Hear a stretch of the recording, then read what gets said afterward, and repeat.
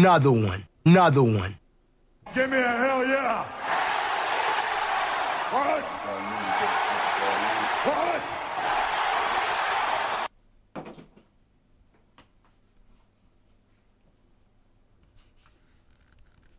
About to start in a minute.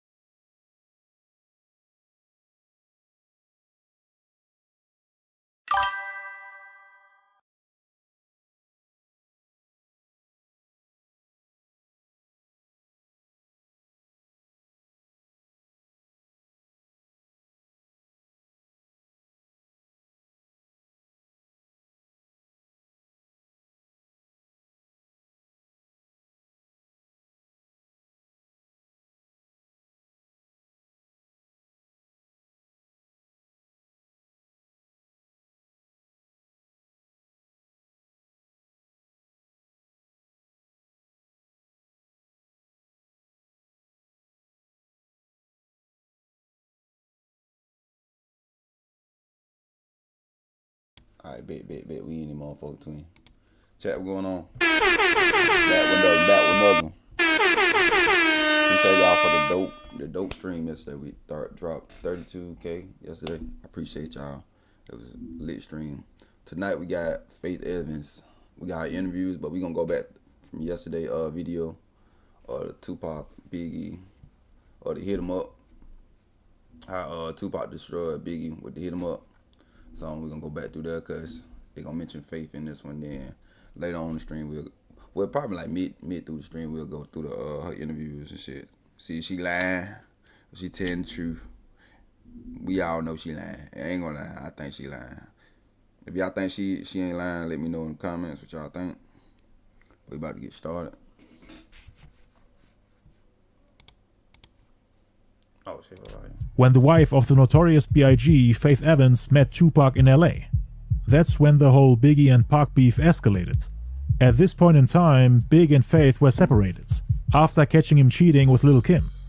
Prior to that, Kim was actually on the radio. I started with Lil Kim. We need to see, I gotta see what Lil Kim said about it. That's what I meant to do. I meant to see if Lil Kim said something about this, about the whole thing. But let's see. Radio bragging about how Big and Faith are separated and that she can now have him for herself. And this was before the two actually broke up. Kim's comments on the radio made Faith suspicious. She then found out that the two had been sleeping together every time he went out to record music late at night. Also during the Junior Mafia tour, basically during the entirety of their marriage. And Lil Kim would always pretend to be something like a sister to her. Biggie also. Lil Kim, we blame you. You turn her to a savage. At that point, you turn her to a savage. You got to her soul. Had a rapper named Charlie Baltimore as his mistress. he had multiple women on the side and had become the player he claimed to be in his lyrics. Faith then confronted him at the Millennium Hotel in Times Square, asking, "What is up with you and Kim?" Big was honest and said, "Yeah." Talking about her right here. I thought it was the girl he cheated. Besides Lil Kim, that's the other girl. That I think he had I forgot what video it was. He made a video. She had blonde hair. She supposed to be like Faith Evans in the video. I think I just seen her too. Damn, never mind, I can't find her. I just seen her. Oh, maybe it's on this one. I just seen her. What's she at? Yeah, I think she right here on the right, the second one. Oh, I think Charlie bought multiple. Girlfriend of Biggie when he died. Okay, that's the girlfriend of Biggie when he died.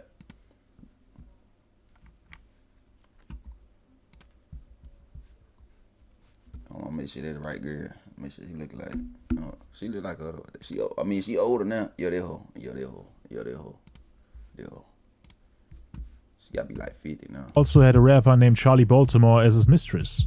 He had multiple women on the side and had become the player he claimed to be in his lyrics. Faith then confronted him at the Millennium Hotel in Times Square, asking, "What is up with you and Kim?" Big was honest and said, "Yeah, we get down like that." He didn't deny it. "All this time? That shit crazy. You've been effing this girl all this time?" "Yeah." I'm gonna see all interviews too. Faith appreciated his honesty and they slept together that same night. But she didn't feel the connection anymore now that she knew about his cheating. She did it for closure and wanted to separate from him. Decided to live alone for a while. She said that she didn't care who Biggie wanted to sleep with from that point on. Faith then refused to go on tour with Biggie and instead lived in the 2-bedroom apartment of the R&B group 112, which consists of 4 male members.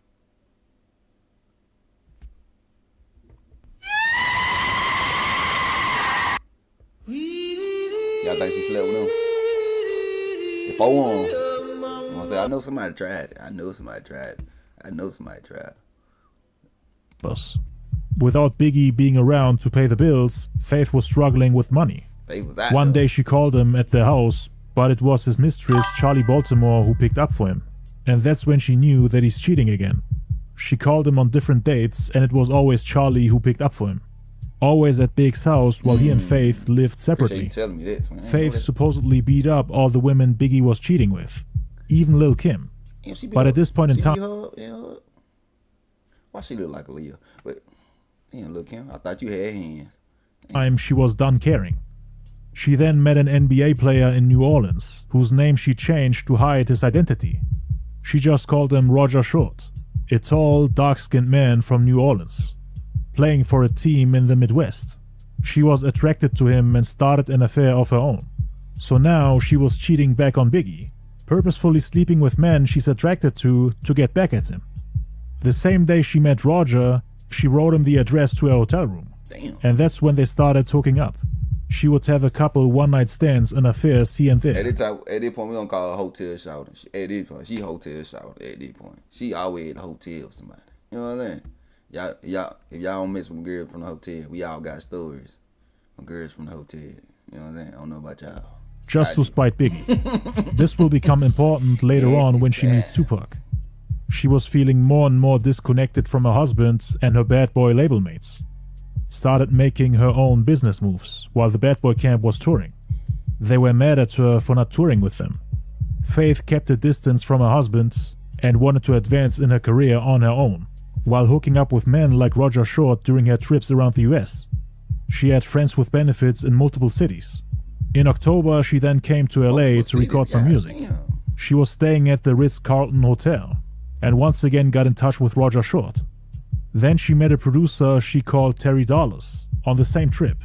His real name is most likely Teddy Riley. She had sex with him a few times as well. And shortly after that, on October 18th, 6 days after Tupac got released from prison, Faith went to the Hollywood Athletic Club in LA, where she met Tretch from Naughty by Nature. There are 2 conflicting recounts of what happened next. According to Faith, Tretch told her that Tupac wants to meet her, but according to Tretch, it was the other way around. Faith was the one who wanted to meet Tupac. But according to Faith, she knew nothing about him and had no interest in him. I ain't know that. In some of her interviews, she even claimed that she didn't even know who Tupac was, or that he was signed to Death Row. But in her book, Keep the Faith, a memoir released in 2009, she admitted to knowing him. Even added that Biggie told him about their beef and his accusations of him having something to do with the Quad Studio shooting. According to Faye, Biggie was convinced that Pac knew better than to think that he had something to do with it, basically implying that he was creating drama and lying on purpose.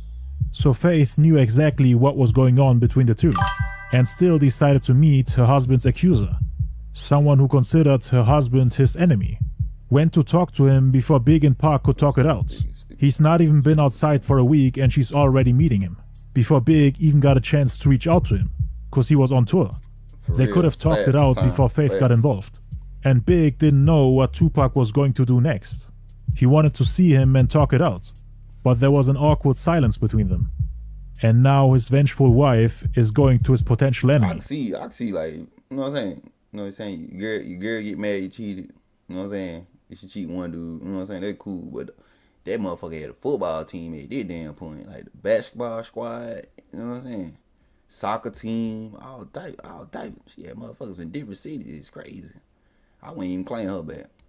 Someone who's also vengeful and has built up a lot of hate and resentment for Biggie. A lot of people believe that she knew exactly what she was doing. That she purposefully looked for Pac to sleep with him. Sleep with someone Biggie considered a brother. Just like how she considered Lil Kim her sister, before getting stabbed in the back. I don't know about that. She was already sleeping with other men the nights before, and was going to a new club every night to meet men. She wanted to hurt Biggie the same way he hurt her. And now, according to Tretch, she's asking for Tupac. Soon as they greeted each other, a photographer came and took pictures. And you can clearly see that she's not wearing her wedding ring. She's showing off her ringless hands, while Tupac is looking provocative. Faith told everybody, including Tupac, that she and Big are separated and about to get divorced. So she might have purposefully holden up her ringless hand to seek attention from Biggie. Like, look, I can go and hook up with your enemy if you don't treat me right. This is what you get for betraying me. Maybe she was indeed trying to hurt Biggie the same way he hurt her. Cause there is no other explanation on why she's holding up her hand like that. But later on she was playing innocent, telling Biggie that she never cheated on him. But she later admitted to it after he passed. And yes, she took off her wedding ring every time she went to the club. Tupac complimented her, saying that he likes her music and wants her on his album, adding that only she can do that one song he has in mind, which is Wonder Why They Call You B. Faith was struggling with money at the time. Without her husband or label supporting her, she wanted to make her own deals and work with artists on the West Coast. And she obviously knew that working with Pac would make her husband mad, or at least make him worry. Seeking attention while playing with fire. You don't just collaborate with people. Now I gotta see the other baby mamas. Now I gotta see if the other baby mamas got something. I was listening to that Smile. Y'all know about it. Y'all too young for that. Tupac Smile. I was listening to that before I came on stream. My shit. But what you had to say, bro? You said Biggie didn't care. Shit, that ain't how they portray him in the movie. They say he goddamn about to throw her across the room.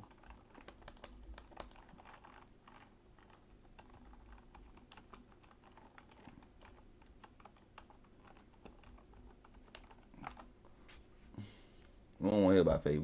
Who the fuck is that? Oh, this Biggie's daughter. Relationship with Faith, Lil Kim.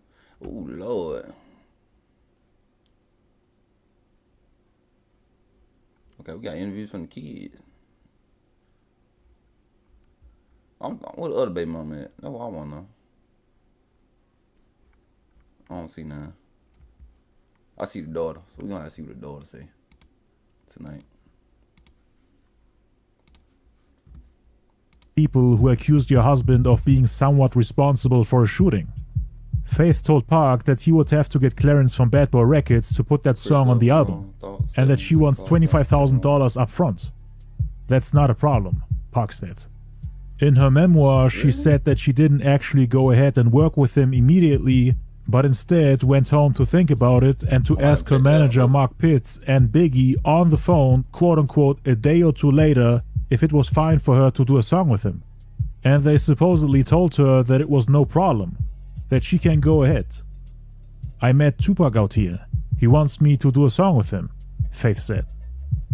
Oh, word? Big responded. You're gonna do it? If the money comes through, yeah, I'll do it. According to Faith, Big played it cool, as if he wasn't worried or jealous, which might have not been the type of response Faith was anticipating. But Big knew better than to sound jealous and worried, as that would make him look weak and insecure in Faith's eyes. Then again, we don't know if this conversation actually took place, as Big was shocked when he saw Pac and Faith together. So she could have lied about it to make herself look better, cause as we will find out, she told quite a few lies to save her image and reputation. So doing a song with someone you supposedly know nothing about requires you to ask your husband for permission, but stepping out of the marriage doesn't? She wasn't even on speaking terms with him anymore. I mean, she was collaborating with multiple artists without having to ask anyone for permission. But Tupac somehow is the exception. It's not unlikely that she knew what she was doing was wrong. Or else she wouldn't have asked for permission. If she collabed with everybody else, then she had to ask Biggie to collab Tupac. Yeah, she knew the fuck going on, twin. She knew the fuck going on. Assuming that she did indeed make those phone calls. But yeah, a lot had changed between them. Just a couple weeks prior, they were trying to come off as hip-hop's dream couple. They were on the cover of the October 95 issue of the Vibe magazine. And now she's hanging out with Tupac. The photographer who was there that day was supposedly ordered and paid by the people from Death Row to take those pictures with Faith and Pac together. She said nothing else happened after that night at the Hollywood Athletic Club. She just went home and that was that. In her first recount, she said that Pac couldn't get the clearance from Bad Boy Records, and that it never went any further than them taking pictures at the club. She then supposedly went and recorded the reference track for a girl group that's not part of Death Row. And Death Row supposedly tried to get their hands on those vocals, so that they can put it on Tupac's album. She initially denied that they were ever in a studio together, saying that she was only in the studio with the girl group she was working with, not with Tupac. That's what she said in her first account, during an interview with Video Music Box on July 27th, 1996. Situation with me and Tupac, there really never was a situation. I mean, we met, he was really nice. He asked me to work on his album. He told me he could get it approved or whatever, get clearance from the label. And then I found out that he probably couldn't. I was out there working with another group.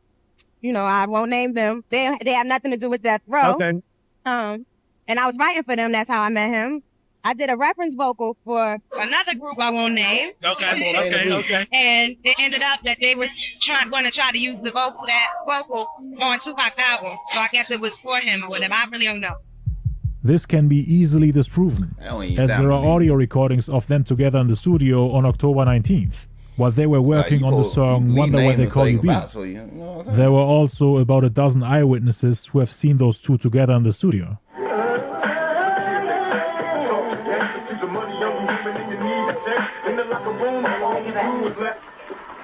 High five because another nigga played though. They say you was easy. I got one in that bed.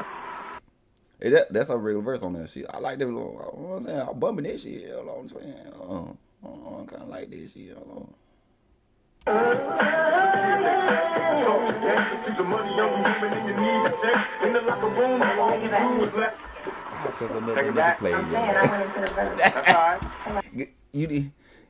I know you heard that the high five when you played your ass. That shit did click in your head, like, you know what I mean? Remember, we can bring you in and out whenever we want. You gonna say that? Yeah. What's the course? Here we go. Hey, but you're doing it. You're doing it though, girl. Exactly, you are. This right here is from an interview with Chuck Phillips, which took place on October 19th.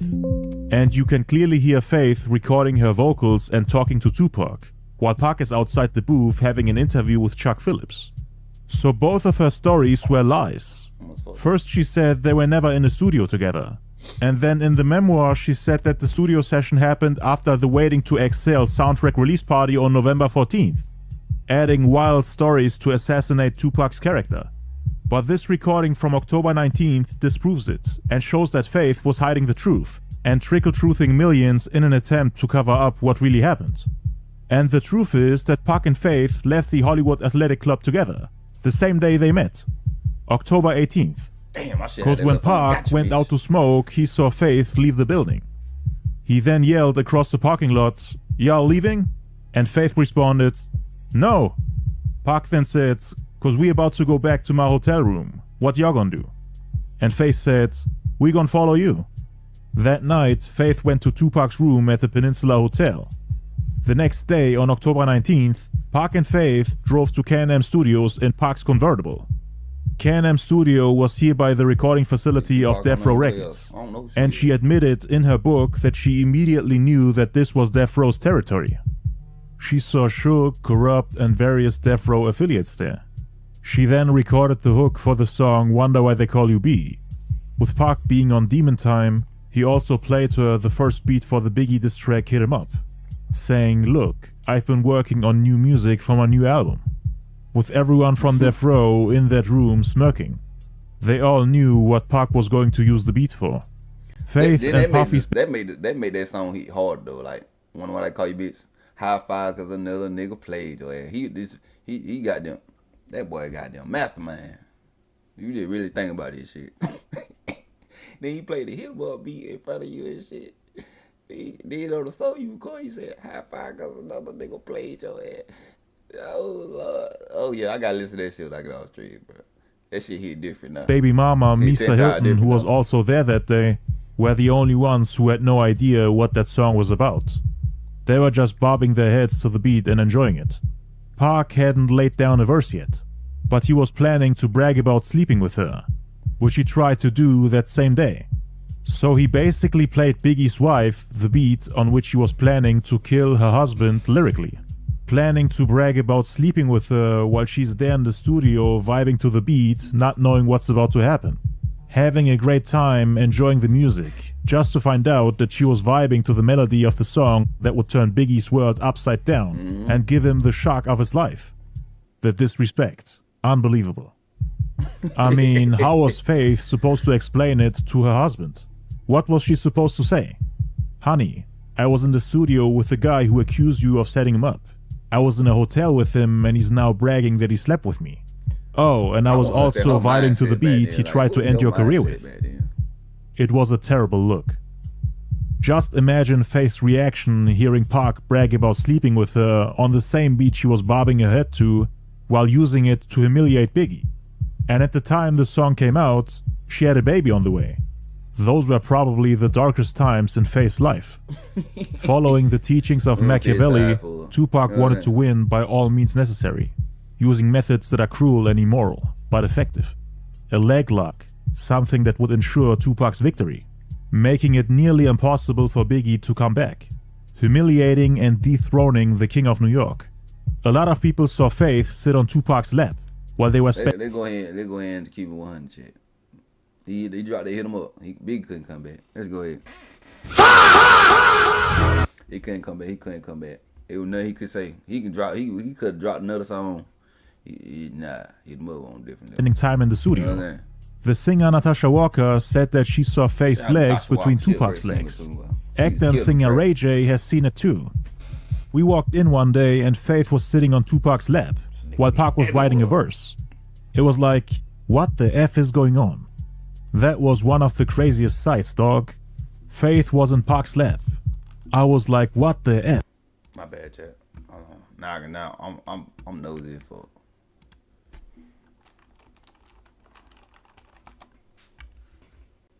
Now I want to see Ray, cause Ray J be talking crazy.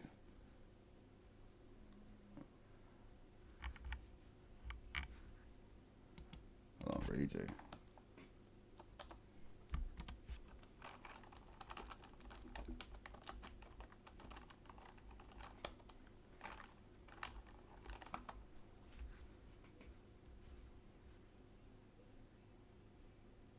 Oh yeah, go to get a little messy real quick. Oh damn, we can't hear it. Oh shit, I got it on mute. Fuck. Hold on, I got it on mute. Ray J be nuts. He be everywhere on Kim Kardashian, all type of shit. Goddamn. I still can't hear it.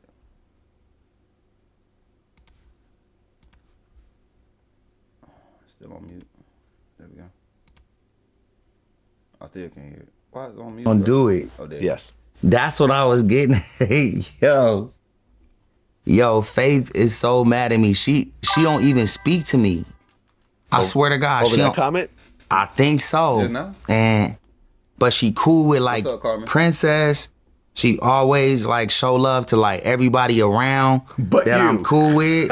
But she don't say shit to me, yo. Because of that. And I don't bother her about it either. You know what I'm saying? Like I don't bother her about it. Like I love you, Faith, and I respect you.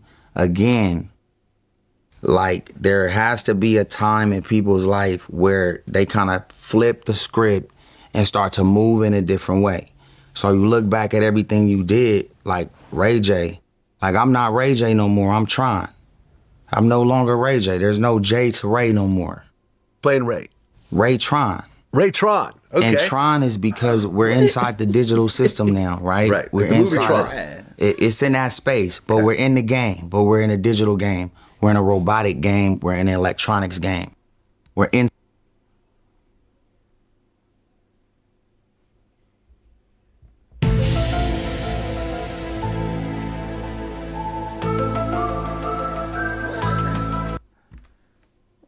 Inside the system. So Jay is everything that I did. Everything I said. All the shit that people can pile up and go, damn, when I was with Ray J, he did this. When I was with Ray J, he said that. When I was with Ray J, he did this. That's all Ray J. That's no longer who I am. Okay. Fair enough. He was lost by his. He said he talk about robotics. So what? Ray to the J, what? I started thinking about Mo E shit at this damn point. When he started saying this shit, I was thinking about Mo E shit in my head. I'm trying. I've I've been trying to get my whole team to call me Tron. They keep calling me Ray J. I'm like, they not really like understanding. Like I'm already working on changing my whole government. All right. Well, He ain't talking about shit. Skip and when they went to the hotel room, he tried to push up on. When they went to the hotel room, he tried to push up on her, and she wasn't with it, and she left.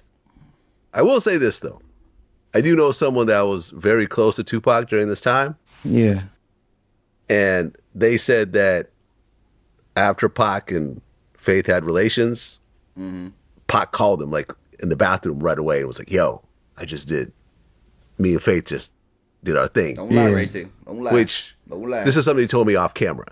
Yeah. So I tend to believe that Pac and Faith said, had bro. relations, and there's the other day there's nothing wrong with He said that. he's- So Two what I say? consenting- What two did I say? consenting adults. What did I say That's on what on I'm the thing a saying, long time ago? What did Ray J say? Not Tron, but what did Ray J say? You saw Faith Evans sitting on Tupac's lap. Where? Not sure. Don't remember. That's it. That's it. Not even specifically where I was. I don't remember. What It was at this moment that he knew. He fucked up.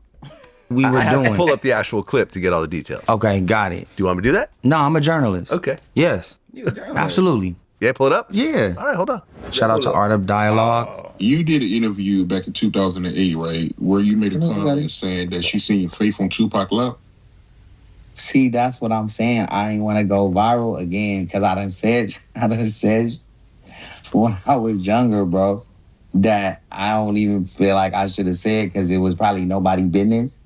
You get what I'm saying? And so that's what took me back to that. Here's what it is. I'm kind of saying the same thing I'm saying now. Right. Where you see me trying to change. Right. And this is 10 years before now. But they just keep calling me back in. They keep bringing me back into a character. The Godfather. Every time I try to get out, they pull me back in. Well, What? into Ray J. You said a whole bunch of nothing. Hey, did that point. The fuck? It's too late, boy. She ain't gonna forgive you for that, boy. It's over. It's too late. You know what I'm saying? That's you said that for millions of people. You know what I'm saying? You don't forget. I'm messy here. I want to know everything now. Suge Knight calls out Ray J for lying about seeing if Faith Evans sitting on. God damn, hold on, let's check. We all off track. Hold on, we gonna see what Suge Knight said. Suge Knight say he lying. Okay, who telling the truth? Chat, let me know who y'all think. You think she did or she did? Fast, he is done. Speaking of Ray J, you was telling me that he lied about seeing Faith on Tupac lap. Cause I know last year me and him did an interview and I asked him about it.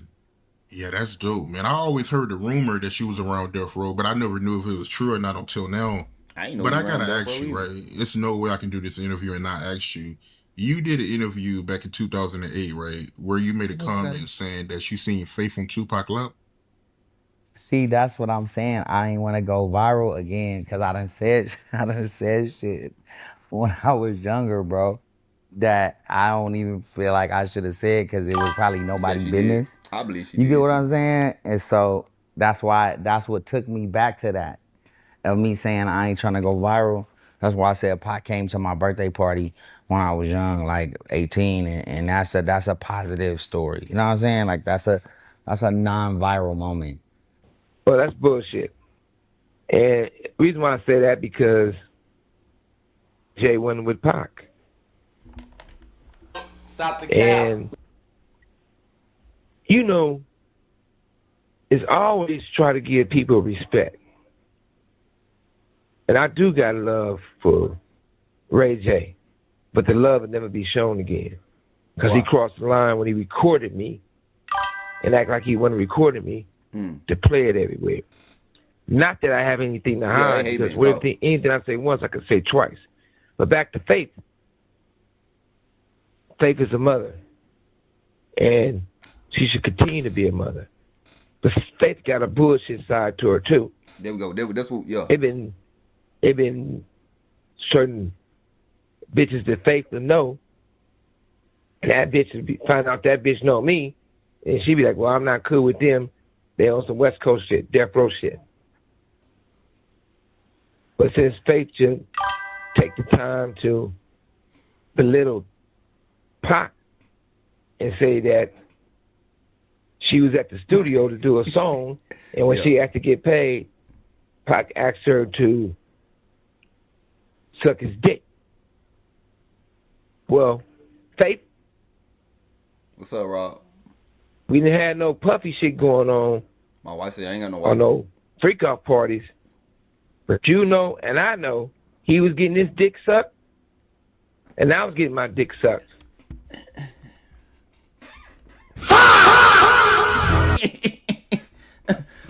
You two, I ain't got nothing to do with that. You two, you know what I'm saying? 18 older. 18 older on him. 18 older. You know what I'm saying? And you was sucking his dick. It had nothing to do with no song. So all about you never messed with Tupac and you never had sex with Tupac. Allegedly you said that, or allegedly, if you want to call it, I'm telling the truth. This call and your telephone number will be monitored and recorded. But you know, see, Pac never had a problem getting bitches. Pac probably was one of the biggest artists I ever seen do it, because you have some people who's marketable that really couldn't rap, really didn't have no shit to really talk about. Then you have somebody like Tupac, both. Now, lyrically, Biggie is one of the best that ever did it. Still today. I don't want to listen to your ass no more. You don't piss me off already, bro. You don't piss me off. You don't know what side he want to be on. You want to be on Tupac's side 1 minute, now you want to be on Bad Boy side. Like, make up your goddamn mind. You gonna piss me off already. You know what I'm saying? And not too many people lyrics can fuck with Biggie lyrics. But Biggie would have to go on the stage and rap till he's sweating to get everybody's attention. Tupac come on the stage, before he open his mouth and say one verse, that motherfucker come out his shirt. All the hoes gonna lose their mind, rush the stage, and throw panties up there. Before he start rapping. Tupac is what you call a superstar. Death Row, The real Death Row, that is. Death Row, which is me, I just didn't have artists. It's Snoop Dogg now. I made stars, superstars. Everybody was a household name before they even put a record out. Big difference. He gonna pee me off. Roden Rat Jr. Oh shit. All right, back to the original. We got all sidetracked. Oh, we about to get in that video. That's our next one after we get into this one. We'll see what she gonna say. We'll see. Look, she look like she lying already. Stop the cap. She ready to lie. Look, she getting guilt check. She ready to lie. What's up, Crystal? How you doing? I'm not... Is that... It can't. I'm not hating on nobody. I got love for Faith. That was unbelievable. During the time of the East Coast-West Coast beef. Others said that they looked like a couple. Beyond me, twin. The song Wonder Why They Call You B was a subliminal diss towards Biggie's wife Faith Evans. But she didn't fully understand it. And that's why they called you bitch, I betcha. In the song, Pac was pointing out the hypocrisy and the delusion of promiscuous women. And Faith didn't understand the irony of her sitting on Pac's lap and cheating on Biggie, while at the same time making a song bashing promiscuous women. And like, Pac... ain't no woman gonna sit on no man lap unless y'all don't did your thing. You feel me? You know what I'm saying? Let's go ahead and just say it. Like, ain't you married? And you know him and Tupac don't like each other. You sitting on his lap? We need Ray J to come out there and dance in the rain and shit for you. I hit it first. Wanted to point that out to everyone. The same woman that jumped on a song bashing promiscuous women is promiscuous herself, cheating on her husband while pretending to be a loyal wife. Cause that... My thing, I don't know why Biggie got so mad though. You know what I'm saying? He cheated first. I ain't gonna lie. I give her that. He cheated first. He don't turn with Lil Kim. Look, that shit turned her to a demon. Night after the studio session, according to multiple people that were close to Pac, the two slept together in Tupac's hotel room at the Peninsula Hotel. There are witnesses like Drew Down who were actually present at the hotel and have seen them walk into his room. Drew Down actually confronted Faith for lying on Pac years later. Whoa. And tons of eyewitnesses have called her out for denying it. But that wasn't the only time Pac and Faith hung out together. She would occasionally pay him a visit and shower him with gifts between October 19th and November 14th. She went on shopping sprees in LA, and according to the singer Danny Boy, she bought Pac trunks full of clothes and gifts, supposedly after the day they slept together. Like for example an expensive gold Versace silk shirt, which he would later wear to taunt Biggie, like on November 5th in Las Vegas for example. He bragged about it in the Daily News later on, which of course infuriated Biggie. Pac wanted to ruin his marriage after seeing the October 95 issue of the Vibe magazine, with Biggie and Faith on the cover. On those pictures, they seemed like the perfect dream couple. All eyes were on them. Everybody read about the love story. So y'all think Pac did that because he was jealous? Because Biggie was with Faith? Y'all think he did it out of spite? Let me know. How they got married 8 days after meeting each other. 8 days. They called it love at first sight, and Pac wanted to destroy that, embarrass them in front of the whole world. Just like how Big and everyone at the Quad Studios tried to embarrass him with their comments in the Vibe. He wanted to turn their love story into a joke, especially after hearing about Stretch trying to sleep with Pac's ex-girlfriend Desiree Smith while he was hanging out with Biggie's homies. He wanted to get back at both of them. But the whole time, he was keeping his hatred for Biggie a secret from Faith. They kept seeing each other all the way up until November 14th, when they went to the Waiting to Exhale soundtrack release party together. But they supposedly only slept together on October 19th. And Suge Knight was sleeping with Puffy's baby mama, Misa Hilton, the whole time. I know one thing for certain, two things for certain. I could have no baby mama in the 90s. That motherfucker didn't give a damn. Everybody, baby, y'all married. All y'all Suge Knight married. She know his baby. You know what I'm saying? Puffy. Damn, Biggie. Shit. Dr. Dre, baby mama. You know what I'm saying? Them to take pictures of them together, so that they can shock Puffy the same way they wanted to shock Biggie. They wanted them to get ridiculed by the media, and hit them where it hurts the most. Here is a picture with Suge and Puffy's son Justin. You can also see Misa Hilton's legs on the left. Suge and Misa hooked up numerous times ever since the 95 Source Awards, and he would always fly her out to LA, together with her son, just to humiliate Puffy. Pac also did the same thing with Mary J. Blige, who Puffy was working with at the time.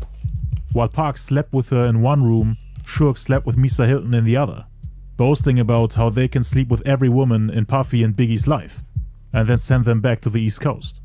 Mary J. Blige was supposedly passed around by multiple people on death row, like for example Danny Boy and Suge himself. Pac later complained and I ain't gonna lie, I can't look at Mary J. when she just be on stage dancing. I can't look at her no more. I can't look at her the same no more. 10 years up, Mary J. Blige. Talked about Mary's bad smell in the intimate area. Pac and Suge were doing everything they could to belittle and emasculate Puffy and Biggie, rubbing it into their faces and showing them that they can get away with everything. A lot of the shady things they did behind the scenes was hidden from the public. They were trying to drive them crazy and provoke a response, which they ended up getting months later.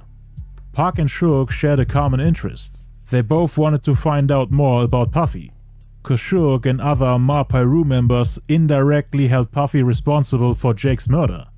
Tupac, on the other hand, blamed Puffy for withholding information about the shooters and the mastermind behind the Quad Studio shooting, thinking he would have told him if he wasn't cool with those people or part of the whole setup.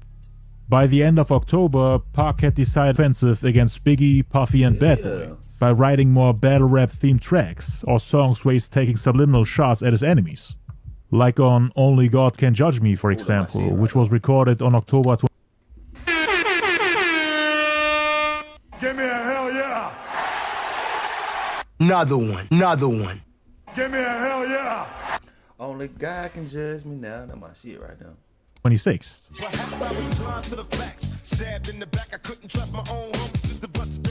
He started off by saying that he got stabbed in the back by his own homies during and after the Quad Studio shooting. He's obviously talking about Stretch, Biggie and Puffy.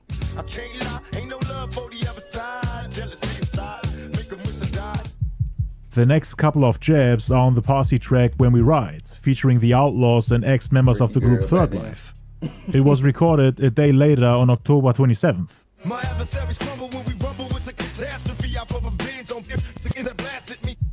In the song When We Ride, Pac is talking about a certain person who shouldn't have quote-unquote effed around with a sick-ass guy like him. He's talking about one person here, saying that his adversaries will crumble and that he's out for revenge for the people that shot him.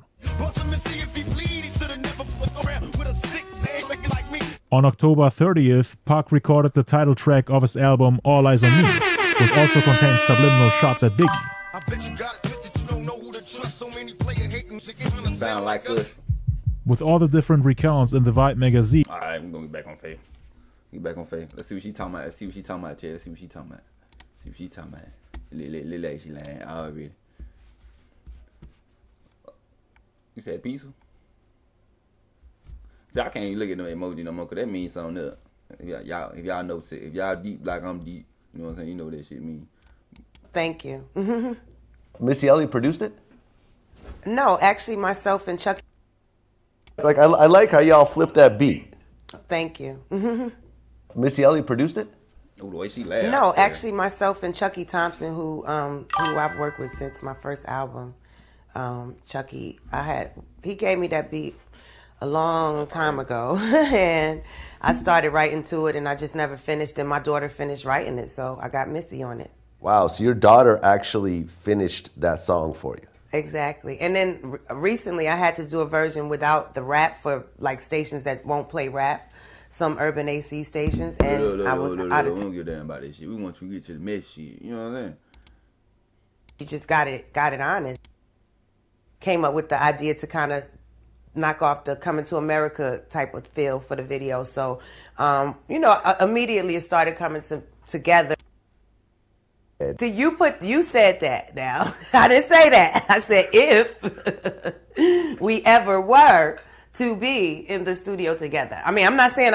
Hold on. So I don't really tend to rate and judge singers and, because talent I don't know. It's something that I can't really measure. You know what I'm saying? Although I am a singer, but some people just have a certain something with them that you can't really say, okay, this person does this better. This person does that better. It's a little bit more, you know, if I dare to say it, kind of his clips. And he's a cool guy. He was really cool. Stevie J and Jocelyn were in the video as well. Yes. Stevie is my brother. I love him. Okay. I know he was, producing a lot of the Bad Boy stuff. Was he producing your stuff as well? I think Stevie may have co-produced Missing You, I think. And probably some of the stuff on my second album. But he didn't do anything like on my first album. I think of the time that Stevie was with Bad Boy may have been the time that I was kind of... We're going to get into the juice shit. I ain't going to lie. I mean, so he played a very, very... Nothing super crazy that I've witnessed, you know? But he's definitely always been the same personality that people see on TV, like you said. I mean, do you watch Love and Hip Hop Atlanta? Of course.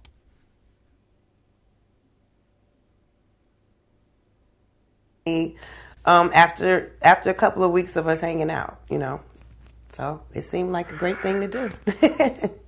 I mean, you know, I'm not mad I did. He's certainly my first true, you know, love of my life. So I'm not mad at it. Ooh. You both had daughters at the time as well. Do you think Yes. that was part of the connection?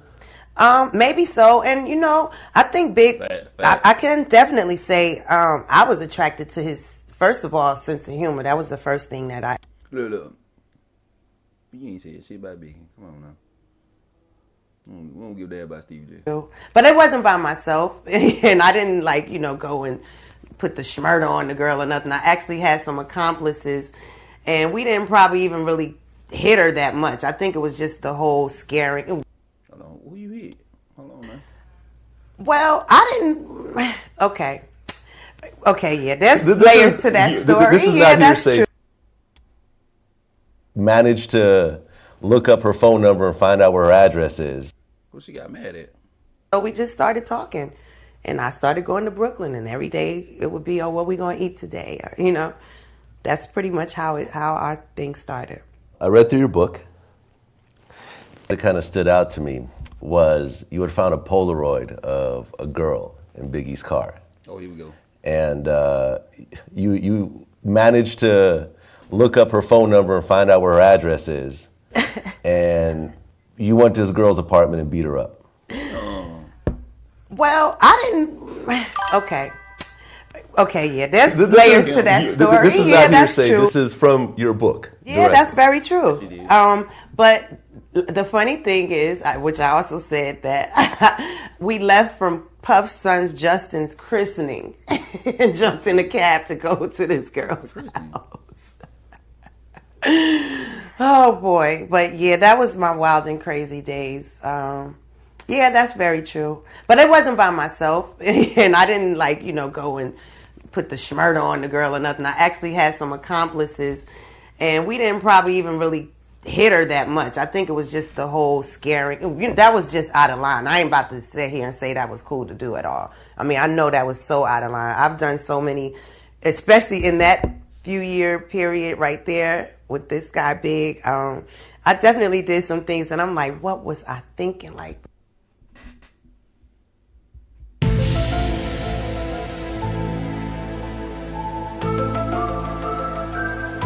We got the answer. What was you thinking? So you admitted what you did. So you did do this shit. You know, some near-death situations. Like somebody could have done anything to me. What was I doing? I was just a little too bold, you know, a little too bold when it came to that man in my heart. But, you know, you live and you learn. And thank God I knew then it was wrong. I knew that it was something that I would certainly have to, you know, deal with karma, you know, on. And, you know, I think and knowing that and embracing it and getting past it and knowing that I would never do most of those things again, you know. But yeah, that was pretty crazy. But I just wanted to show him because he used to do stuff like that to me and my platonic friends or just because. So, you know, it was kind of a tit for tat type of thing. Oh, so Biggie beat up some of your male friends? Well, he didn't. But he actually one time, which is also in my book, one of my friends that I knew from church, And he lived in our neighborhood when we finally got our apartment in Brooklyn. You know, and he knew I knew a lot of people from church over there. But I think we had an argument about something else. And this one day I was going to pick my daughter up from the babysitter in Brooklyn, around the corner from me and Big's place.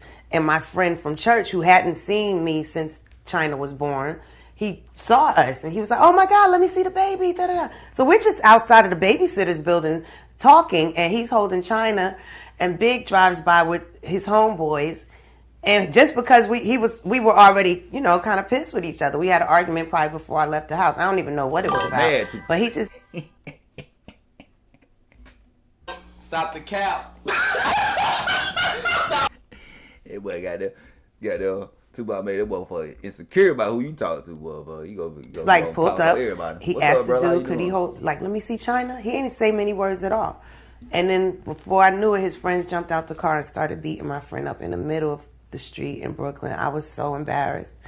And I felt horrible because, I mean, I know Big didn't do it because he thought there was something going on with me and the guy. He just did it because, like, yeah, I was really mad. I was so mad at that. And embarrassed again, like I said, because I'm like, oh my God, this is crazy. I do not need the church to be talking about this. But, you know, I actually helped him. I took him back to our apartment so he could get a towel and stuff because he was bleeding and everything. And I just felt bad, you know, and I just said, I just apologized profusely to him. And, you know, that was it. That's probably the last time I saw him. In the book, time. you also talked about the situation where you actually walked in on Big in a hotel room and he had a girl there and you beat the girl up that time. That time I definitely did lay hands. I did. And I mean, I didn't walk in. I didn't, you know, she opened the door. So I just immediately started hitting her because I already knew something was up because, you know, he gave himself away by calling me to tell me I'm not going to be in my room. I'm letting such and such. Like, come on. All these years, I thought she was damn Spanish. She ain't even damn Spanish. She black and white. But she act like a Spanish girl. I ain't gonna care. Yeah, you know good and well. That does not sound convincing. Like, what are you? And I'm in another state, so of course I had to call my homegirl and ask her to watch my daughter. I had it all mapped out. I'm like, it's a 6 a.m. flight going to Virginia Beach. Take me 45 minutes to get there. You gotta watch her hands. You gotta watch her hand. When she start talking about Tupac, we gotta watch her hand because she doing all that fidgeting and lying and shit. Her hand move. You know what I'm saying? You gotta watch her body language.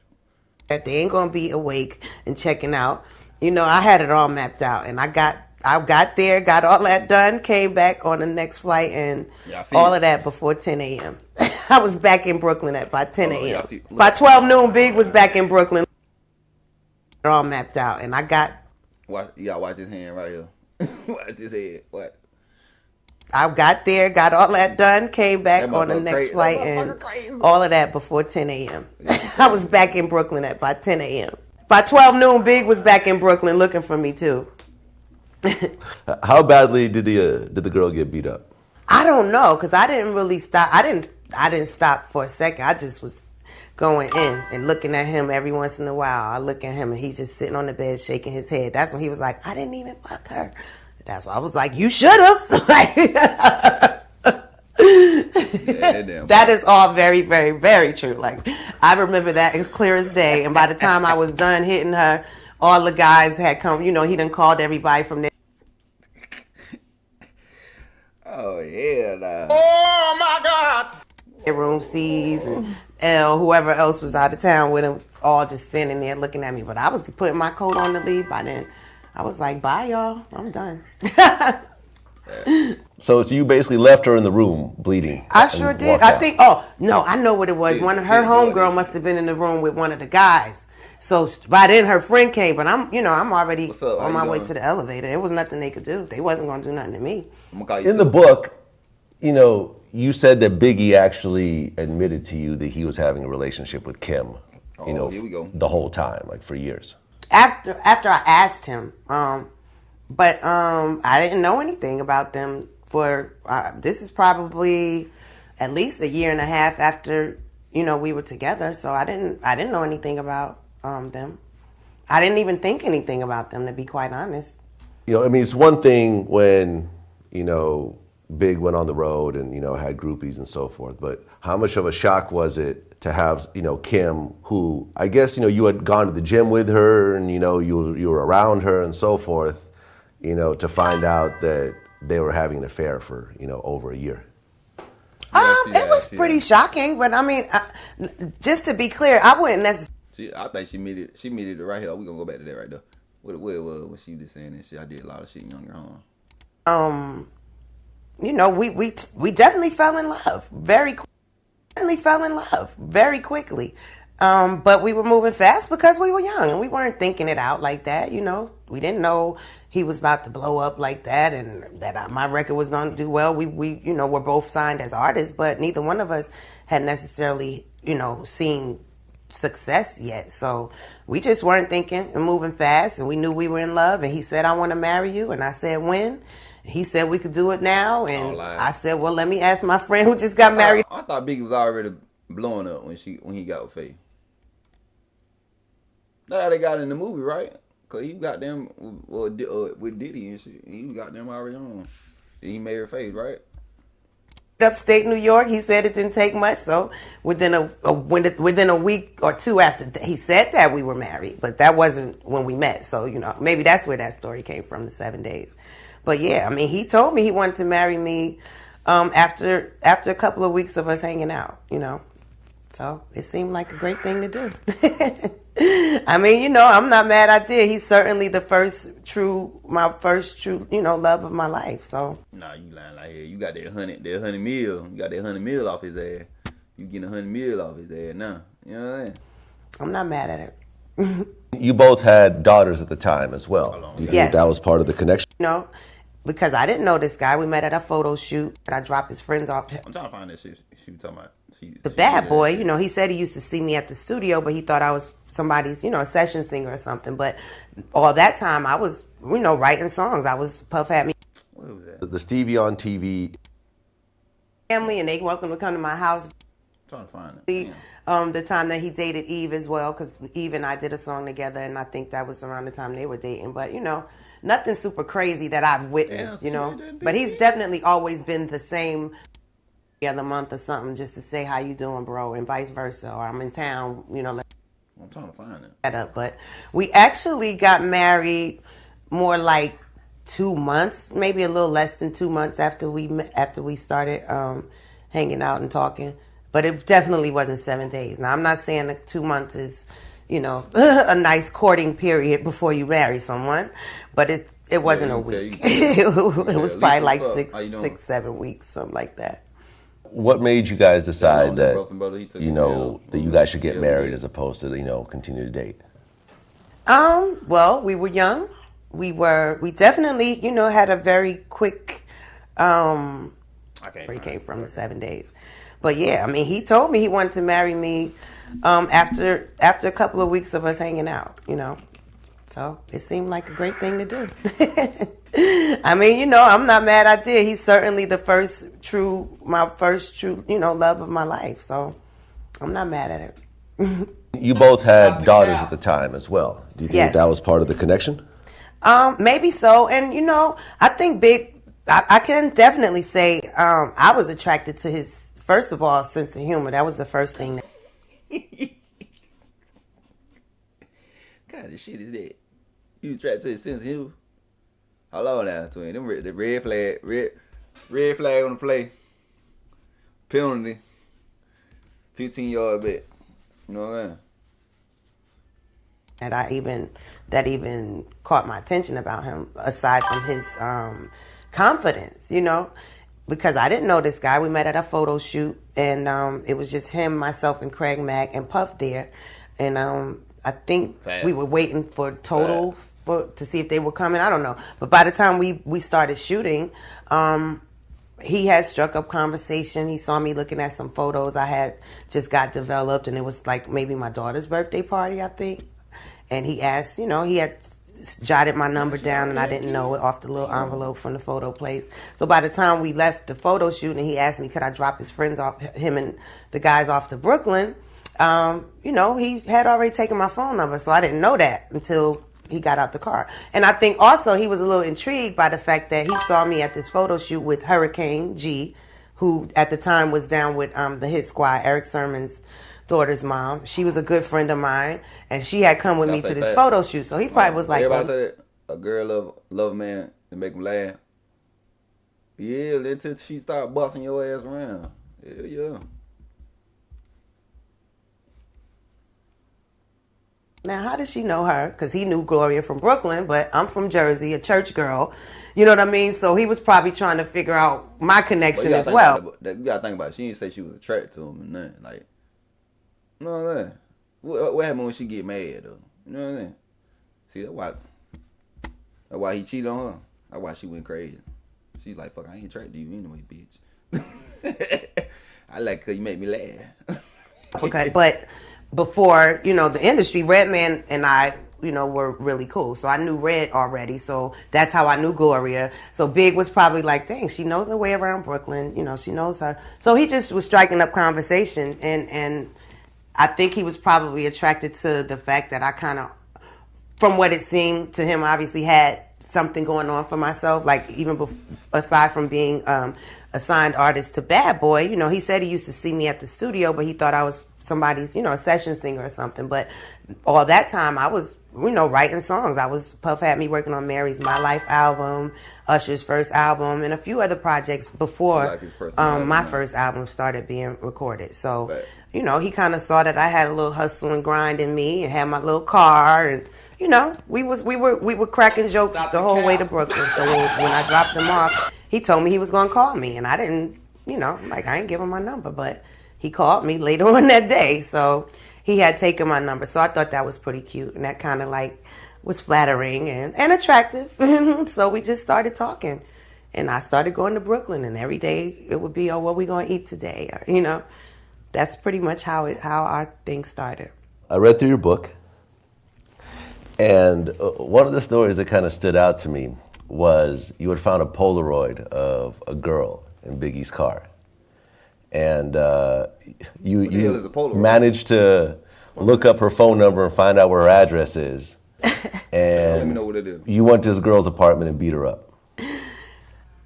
Well, I didn't. Okay, yeah, there's layers to that story. This is not hearsay. This is from your book. Yeah, directly. That's very true. But the funny thing is, which I also said, that we left from Puff's son's Justin's christening and jumped in a cab to go to this girl's house. Oh boy. But yeah, that was my wild and crazy days. Yeah, that's very true. But it wasn't by myself. And I didn't go and put the schmurder on the girl or nothing. I actually had some accomplices, and we didn't probably even really hit her that much. I think it was just the whole scare. Is it Mikael? How you doing? Appreciate that. Give me a hell yeah. What?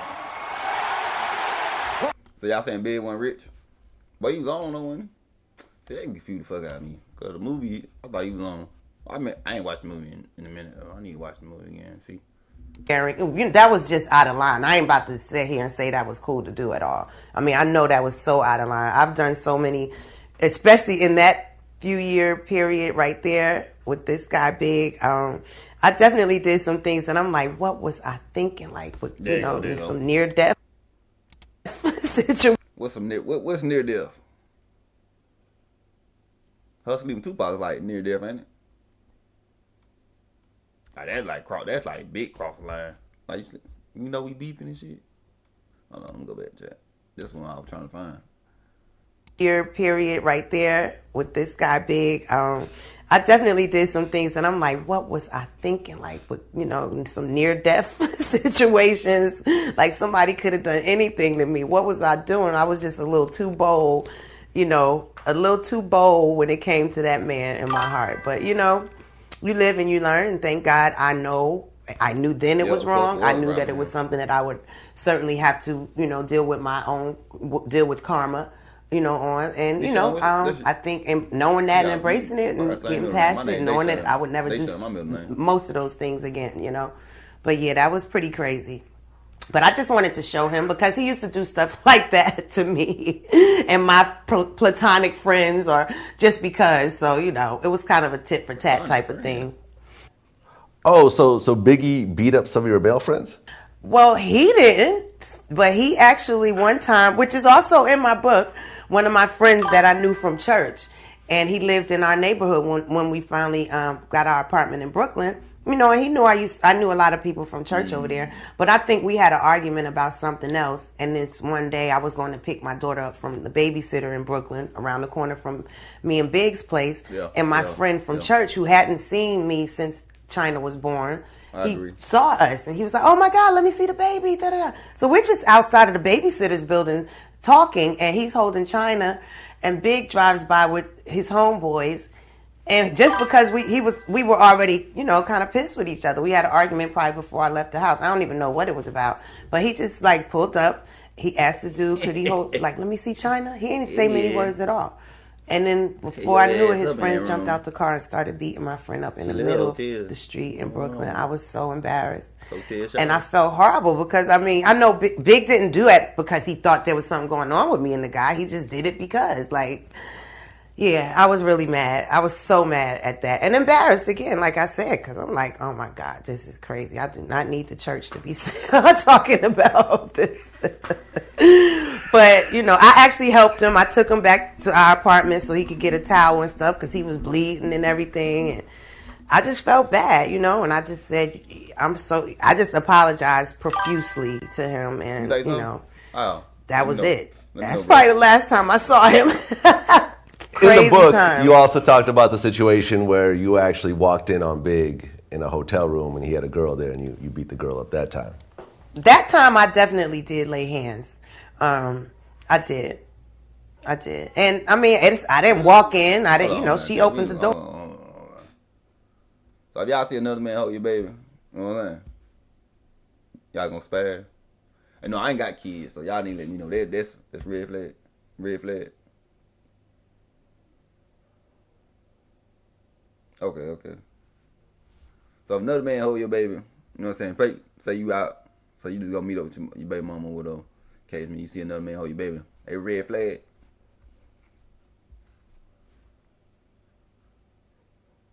Okay. That the man, she was married. Okay. No, I ain't never been married, so I don't know.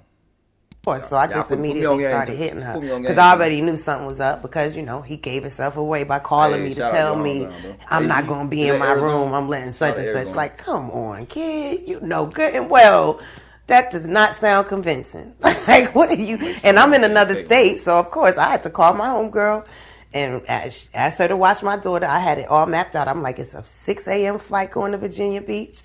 Take me 45 minutes to get there. They ain't going to be awake and checking out. You know, I had it all mapped out, and I got there, got all that done, came back on the next flight, and all of that before 10 a.m. I was back in Brooklyn by 10 a.m. By 12 noon, Big was back in Brooklyn looking for me too. How badly did the girl get beat up?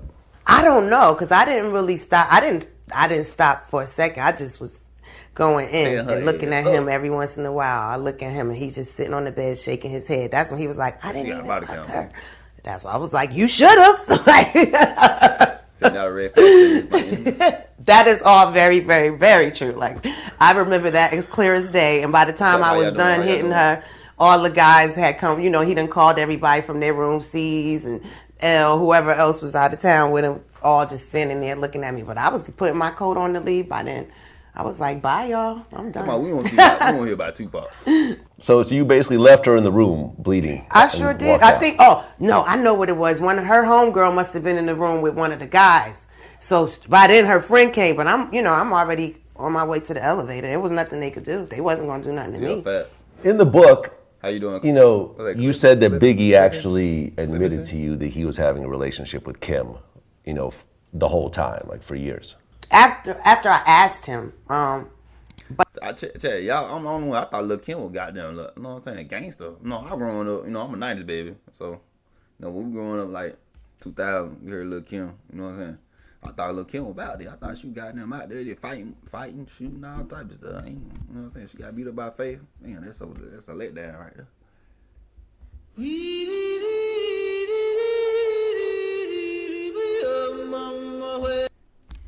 But I didn't know anything about them for this is probably at least a year and a half after you know, we were together. So I didn't know anything about them. I didn't even think anything about them, to be quite honest. I see my old lady would have got You know, I mean, it's one thing when, put the hands on you know, Big went on the road and, you know, had groupies and so forth. But how much of a shock was it to have, you know, Kim, who I guess, you know, you had gone to the gym with her and, you know, you were around her and so forth, you know, to find out that they were having an affair for, you know, over a year? It was pretty shocking, but I mean, just to be clear, I wouldn't necessarily say like, oh, she befriended me or something. To be honest, she probably wasn't feeling the whole idea of him telling me to, you know, go shopping. We didn't spend a whole lot of time together, but we did hang out a few times, you know. And I do recall one time with him finding out she was at our apartment and he telling me that's not cool. But I mean, none of that. Why wouldn't it be cool? You know what I mean? So anyway, you know, but still, when you're not looking for sometimes when you ain't looking for stuff, you just ain't gonna see it. I mean, you know what I mean? I wasn't looking for that to be the case, so I ain't gonna lie. Everything she been saying right now, I don't believe nothing she talking about. Like, stop the cap. I can't even feel it. I just feel like you lying. Like, I think you just really crazy as fuck, to be honest. I wasn't looking at anything that may have been a clue, because that just was the first thing from my mind. It was a shock, but I think it was more so a shock that the way I even started questioning it was because she got on the radio and was speaking about his and my relationship, which was just uncharacteristic because he didn't really play that. You know what I'm saying? Now I gotta find this shit, Lil Kim. I wanna know what she said, Lil Kim.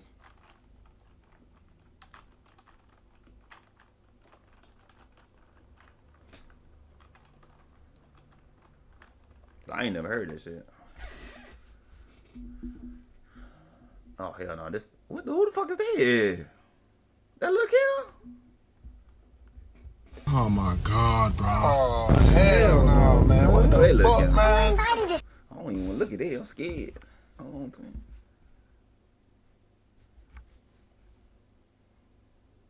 Lil Kim said Biggie was the best lover she ever had. Talk nasty out. Future album. She was on Future album. What album she was on? Says Lil Kim stop, drop, and roll Biggie's funeral. Ooh. Damn, hold on. We getting messy. We getting messy right now. This is Charlie Baltimore saying what's up to BladTV.com. Who said she look better than Faith? Oh, yeah. Yeah, she look better than Faith. Yeah, hands down. Hands down. Okay, I'm gonna copyright. I just found it to be... She was rolling on the floor. And I just found it to be... You know, I'm not... Oh, shit. I can't do it, chat. I don't know that song copyright. Oh, she said she apologized right up. We're gonna see what she said. We're gonna see what old girl said. We'll see. We getting messy tonight. Yeah, we getting all to the juice shit tonight. Saying so, it was just kind of strange to me. Like, I know he didn't tell. Like, if any, you know what I mean, that just doesn't make sense. Like, if anything, he would be like shutting you down. You know, like watch your mouth, keep your mouth closed. I don't, that just seemed really strange to me. So I'm like, why would she be talking about our marriage? But it is what it is. I mean, it was a shock, but it wasn't the first person I found out that he was messing around with. It was just that it was her, and that I just thought it was the artist thing. So, whatever. But by that time, we were going through it, because of a bunch of other women and, a lot of other situations. So. How did you feel the first time that you watched the Get Money video and they had like a Faith lookalike in the video? Yes, I remember that Un actually called me and asked me to be in that video. I specifically remember, and me and Big were, I wasn't speaking to him, so I was like, no, like tell him to ask his girlfriend. Like I was on some, just really how we were dealing with each other at that time, immature and stubborn, but at the same time, I was like, why am I going to be in the video for? We were cool. We were together during the time he recorded that record. I remember probably stopping by the session. So the song was certainly not about me. It was really weird because little things every once in a while he would say maybe one thing in a song that seemed applicable. So you might. She found out about that damn baby oil. That what it was, man. She found out about that damn baby oil. Think it's a real true story. But the only thing true about that was that I had a tattoo on my titty saying B.I.G. You know what I mean? But I didn't used to be at the house playing the Nintendo and answering the phone. You know what I mean? Like that was all, Fabricated. That was all another story. Now maybe that was about Tiffany. I don't know. But, he would always put certain things in songs that would make you think it's true or make the listener think it's a true story. But there's one real element that really, ties in with me. But yeah, because the song wasn't about me and I knew that at the time people were trying to say that because we had separated, he thought it would be dope if I was in the video, which it probably would have been, kind of just to let people understand like, nah, he's not trying to go in on me. But at the same time, because he and I weren't cool for our personal issues, I didn't want to do it, so I didn't do it. You said that at a white party, you actually walked up to Kim and congratulated her on her success, and she said, "Who's that?" Yeah, I did. Do you think that Kim actually didn't know who you were, or do you think that that was just shade at that point? I definitely think it was shade. I'm sure she knows pretty much what I look like. But it's okay. I mean, I was coming from a good place, so it's all good. I was actually very sincere about, congratulating her. I think that was around the time she had just done the Dancing with the Stars. And so, I saw her walking by. She did Dancing with Stars?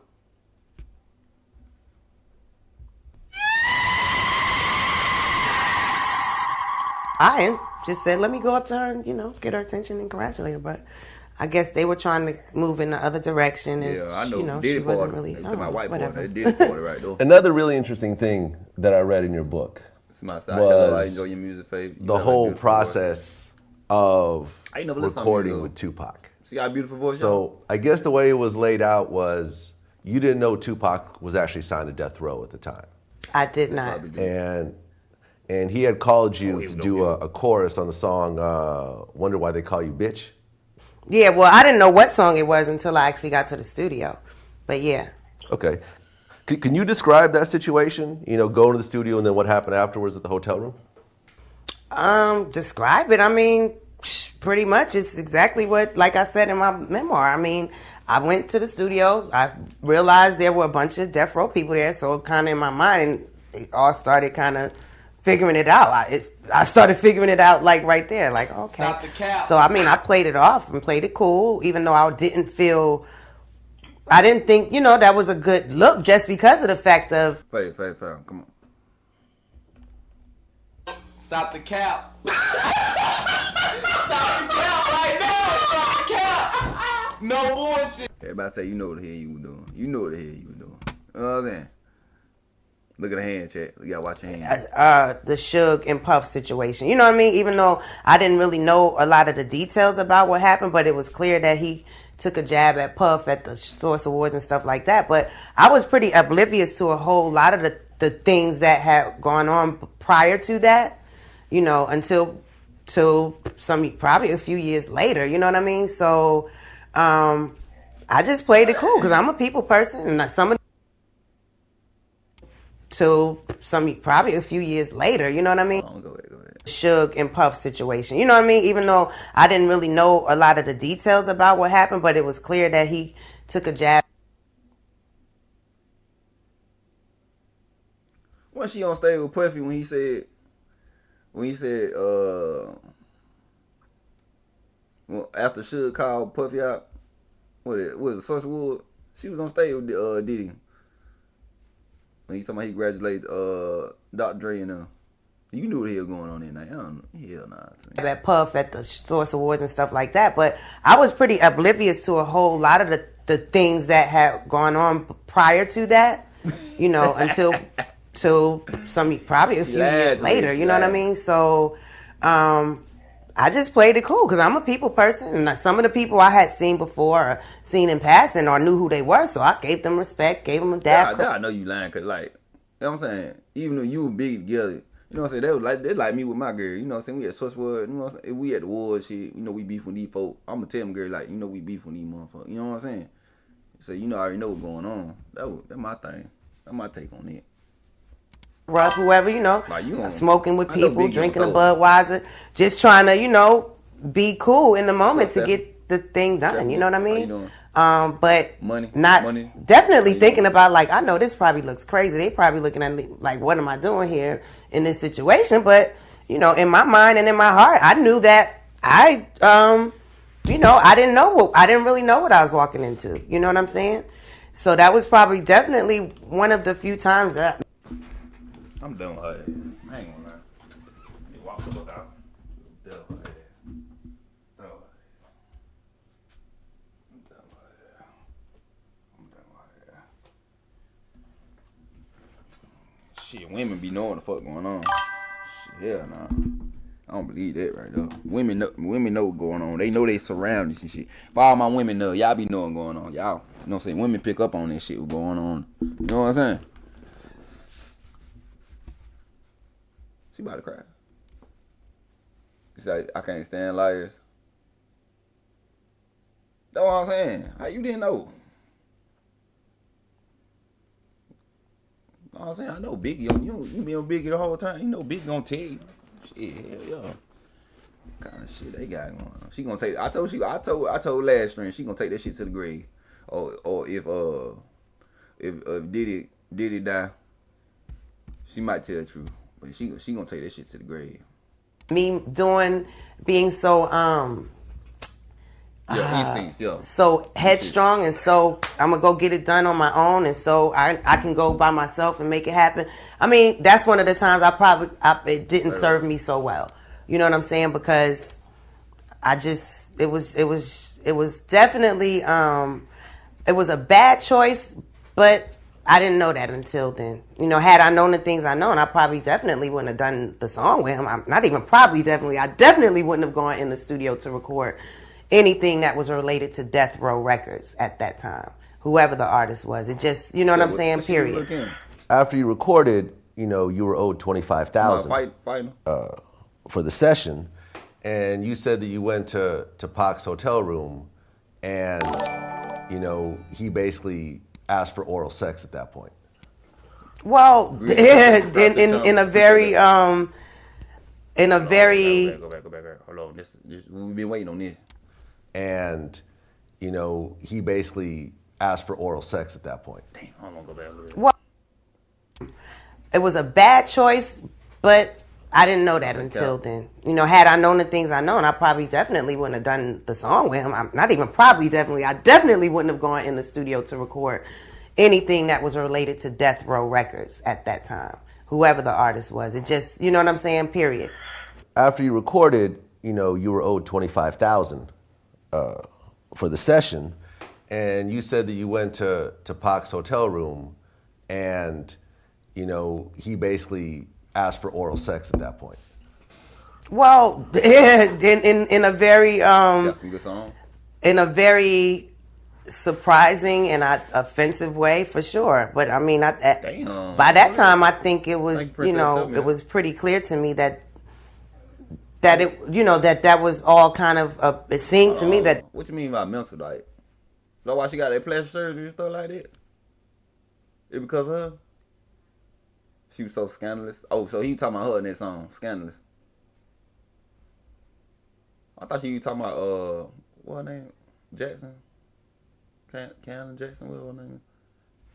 She should own up to it. That was kind of like a plan, you know what I mean? Like you've been kind of guy, like I kind of allowed myself to be played and allowed myself to get into this situation because this is totally not how I operate. That ain't how I do business, and that was never even, you know, up for discussion as far as that being an exchange. You know what I'm saying? That's not what it was about. My whole point for being in LA was to, and not going on that bad boy tour, was to be out there making my money. I've very much always been about the coins. So, you know, it was no way I was about to have done that and have myself do that song, feel the way I felt on the inside, and probably look to those people without getting some money when it's all said and done. So that was my ultimate goal. And by that time, it it was tight. It was tight. You actually He did this. started singing in That church damn song, when you were, what, like 2 or 3 years old? Yeah, probably about closer to 3, because I know, I used to sing a lot when I wasn't really fully able to really say words clearly. But I think it was probably around 3 when I actually sang my first song in front of the congregation at church. There's a lot of people out there in the world who have Them church aspirations. girl every time, them church girl. Give me a hell yeah. What? Ah, they break away from church, it's over with. Somebody said she got a beautiful mom. Do music, who sing in church, who sing in school and go to talent shows and so forth. What do you think was the one thing that allowed you to kind of go from, being an aspiring singer to actually breaking into the music industry? I don't know none of what songs is. I don't know. I would not be able to ever tell you that, because I really have no idea other than God and my consistent drive to be a singer. Now, it's not like I grew up thinking I was going to be a recording artist. So, but I always knew that I was going to be a singer somewhere. At one point I thought I might end up being in the hotel lounge, with a band and making cool money. Like, I heard that people that sing jingles. Always somewhere near a damn hotel at that damn point. What's up with you need hotels? You know what I'm saying? It was at this moment that he knew. He fucked up. And commercials made a lot of money, but I always sang somewhere, whether it was church, school. I sang with the jazz band at school as well as the chorus.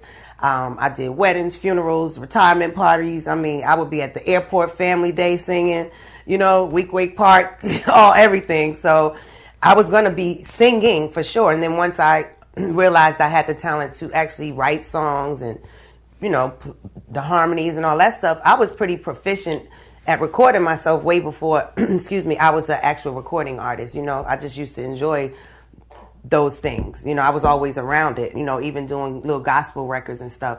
But when I actually got offered a deal by Puff, to be honest, I was just there to take my daughter's dad to the studio. They were actually trying to get a song placed on Usher's album, which Puff was executive producing at that time, Usher's first album. So I wasn't even there in the capacity of looking for a record deal.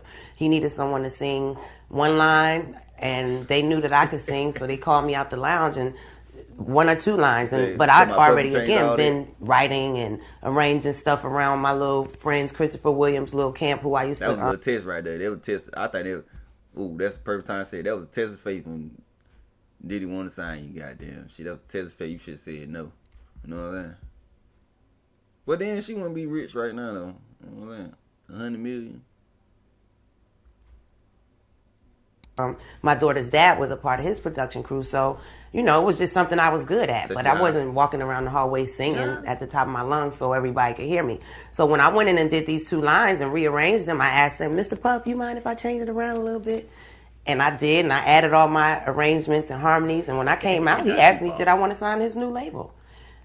Just like that. But that was, of course, after years of me doing my quote-unquote grind, but I didn't know what the big grand scheme was. The plan wasn't, I'm going to get a record deal. It was just, I love doing this, and I know I'm kind of good at it, so I'm going to just do as much of it as I can, whether it's in the studio, whether it's, at the church, at the, whatever. So... it just kind of happened. Whereas it sounds like it was just real easy, but no, I used to get whoopings for sneaking out the window to go sing somewhere or to go record in somebody's studio somewhere where I shouldn't have been. So, it definitely was a big plan that God had for my life. But, it was, I didn't see it. I didn't see it becoming that. So I can't really say I did X, Y, and Z other than staying totally committed to wanting to be better at. I seen something I see. I ain't gonna lie. Hold on, what's that other one? Oh look, let's see what name? Charlie, what name? How you say that name? Charlie and Baltimore.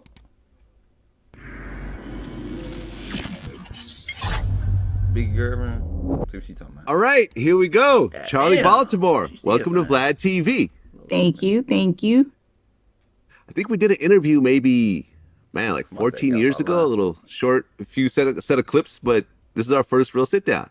Yeah, I think we did one way long ago, like when my career first started. but that was like ages ago. Absolutely. Well, this is our first real sit down, so I want to start in the very beginning. Okay. So, born and raised in Philly. Yes. No, we want to get to the juice shit. Okay. At that point, when I got pregnant, everybody's like, you're never going to finish school. You're going to the show with me. And I'm like, I don't know. Like, I don't have any clothes. I don't have anything with me. He was like, don't worry about any of that. Like, I'll make sure you good. Like, I appreciate that. Don't trip or whatever. And I'm like in a dress. I do remember this. Like, I'm making this long, like, dressy dress. And we're at the airport and I'm on a flight. That's a naked girl on bottom. Hold on. I see in this long, like, dress. Yep, that's a titty. Yeah. Dressed up gown. They're probably like, where the hell is she going? Oh. Yep, all right. And I don't know where we were. I don't remember like the city, but I mean, it was fine. He sent, somebody out to get me, some clothes, essentials or whatever. It wasn't anything like, romantic. We were just like hanging out. And again, came home. We talked on the phone. And then I don't think anything became like romantic until I flew to LA. I went to LA to meet him because he was doing the Martin show. And that's kind of where, our relationship, Okay, so every time I see the Martin show and I see Biggie on there, I'm going to think of you, baby. Hello. became romantic. Well, you said, I guess the best way to describe Biggie would be like Barry White. He could charm you out of anything, even your clothes. Well, I'll attest to that. That works. Everybody say she's beautiful. That works. Okay. But at the time, Biggie was still married to Faith. He was. But they were separated, I guess. Yes, they were separated from what he said.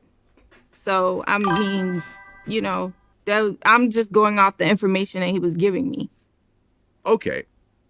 I mean, was that something that became an issue? Like, hey, listen, I'm messing with you, but you're still married. Because I remember there was that Vibe cover where it was him with Faith. What she look like in her prime? I want to see what she look like in her prime, because I ain't never seen her before. Y'all tell y'all going crazy right now. I got to see what she look like in her prime. Let me look like she. Oh, damn, this is, I don't see what she look like in her prime.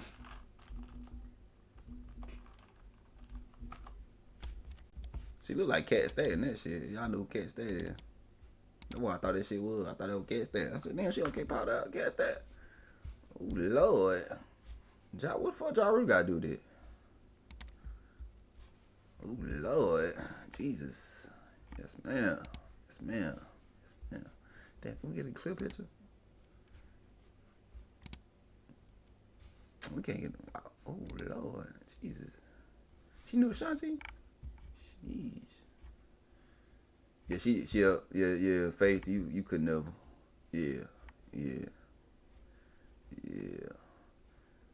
Well, yeah, she one of them 90 baby for real, natural body. That's what I like right there.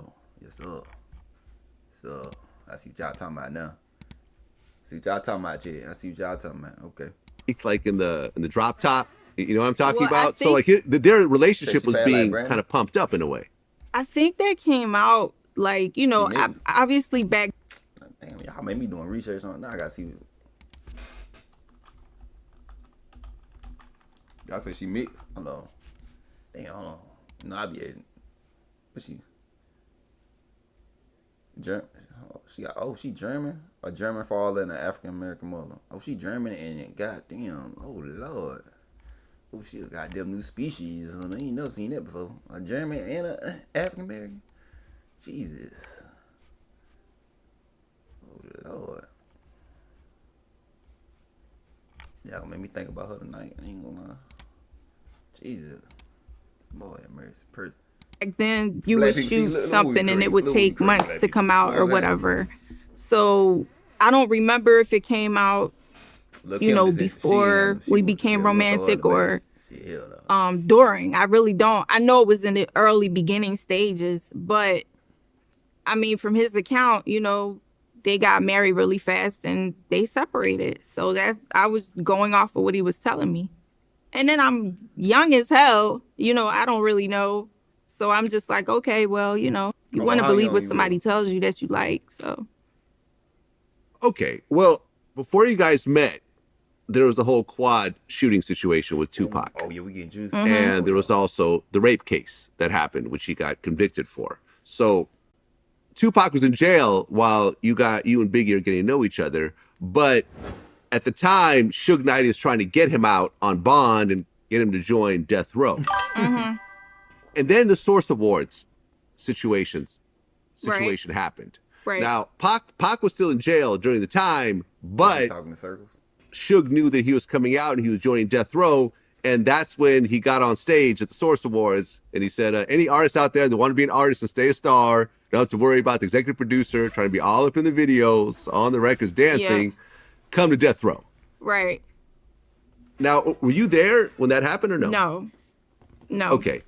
But Biggie was there, Un was there, Junior Mafia was there, C Gutter was there, and backstage it almost turned deadly. Right. Because this was a very serious situation. You know, Suge just dissed Puff on stage in front of the whole East Coast in New York.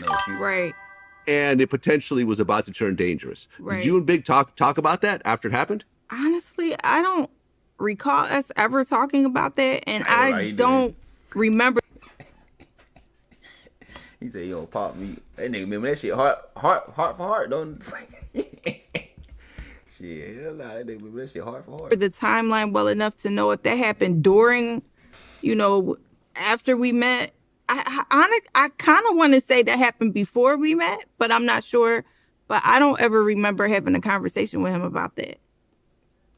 Okay, fair enough.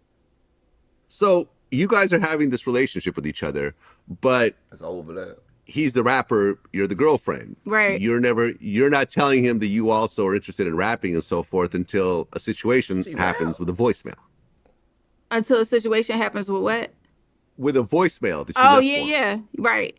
Well, I wasn't really, I had, you know, I rapped when I was really young. So, you know, once I had my daughters, you know, that kind of just, I put that in the back of my mind and just was like, you know, I have to focus on what I have to focus on. But yes, the voicemails, you know, when he got caught with the girls and I had accessed the code is when I, you know, made a whole rap about everything I had heard on the voicemail. And, you know, he was like, you know, you really have skills. So in my mind, I'm like, yeah, okay, you're just saying anything to deflect off the situation. But he was serious. And so his advice to me was, you know, I think that you should try to write a rhyme every day. You're going to get nicer. You're going to get nicer. And he was serious. You know, he wasn't just trying to like placate me and say, you know, I'm just trying to get out of this situation that I'm caught in. He was that serious. So that's basically what I started doing. Like I rapped when I was in like, or maybe like right before middle school. And I used to write a lot of poetry, but I never really thought it would go anywhere. So when he said that, I took it seriously. Well, right. The biggest rapper in the world is telling you Right. that he's interested in your rapping. So Right. you might as well take advantage of it at that point. Absolutely. Okay, so you started writing, and did you kind of see yourself getting better as you kept writing? Yes. And he would critique it. Let's go back. You know what I'm saying? We're going back to get Missy, because she ain't talking about that. I would go back to Tupac's ex-girlfriend. She was talking about Diddy. She seen Diddy, you know what I'm saying? Type shit. Hold on. Damn, what's that other one? Oh, yeah, you go. Well, pretty much. I mean, by the time I met Puff, I'm going to fast forward. That's what I'm about to ask you. Redman, Okay. one of my best friends is rising over Redman's sister. Okay. So Wow. Red was my boyfriend when I was in the 9th grade. So...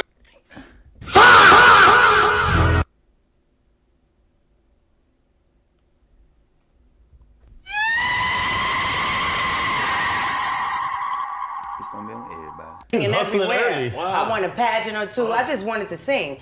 And just so happens, you know, a few people I knew got in the industry, but I still was just singing everywhere. It was just about singing. Right. Later on, I recorded and taught myself how to arrange records and produce myself, not even knowing that would have anything to do with my career later on. Wait. Well, pretty much. I mean, by the time I met Puff, I'm going to fast forward. That's what I'm about to ask you. Redman, one of my best friends is Roz Noble, Redman's sister. Okay. So Wow. Red was my boyfriend when I was in the 9th grade. Whoa. So Wait a minute. this story people like when I first got into business, remember he used to always come to my sessions and check on me and stuff like that. But right before Red he was a drummer in church when we met. You know, he was still That's crazy. He was DJing and stuff. But But he was this a is drummer? right prior to Eric and them kind of going to meeting him in Sensations and kind of discovering him in that sense.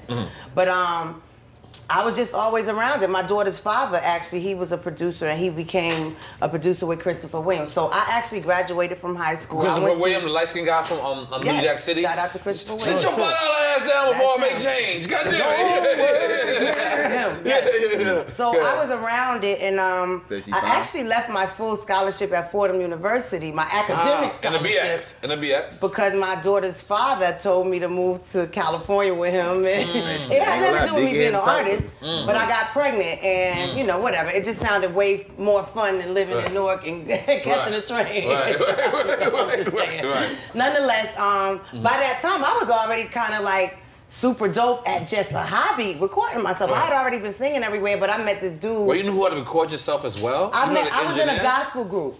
And we made a couple little A-B side records, you know, but this is when I'm like 13, 14. Right. But the dude that recorded... That's a sign when a girl keep touching her, she like somebody in that room. They said that's a sign when a girl keep touching her. us was the lady's nephew.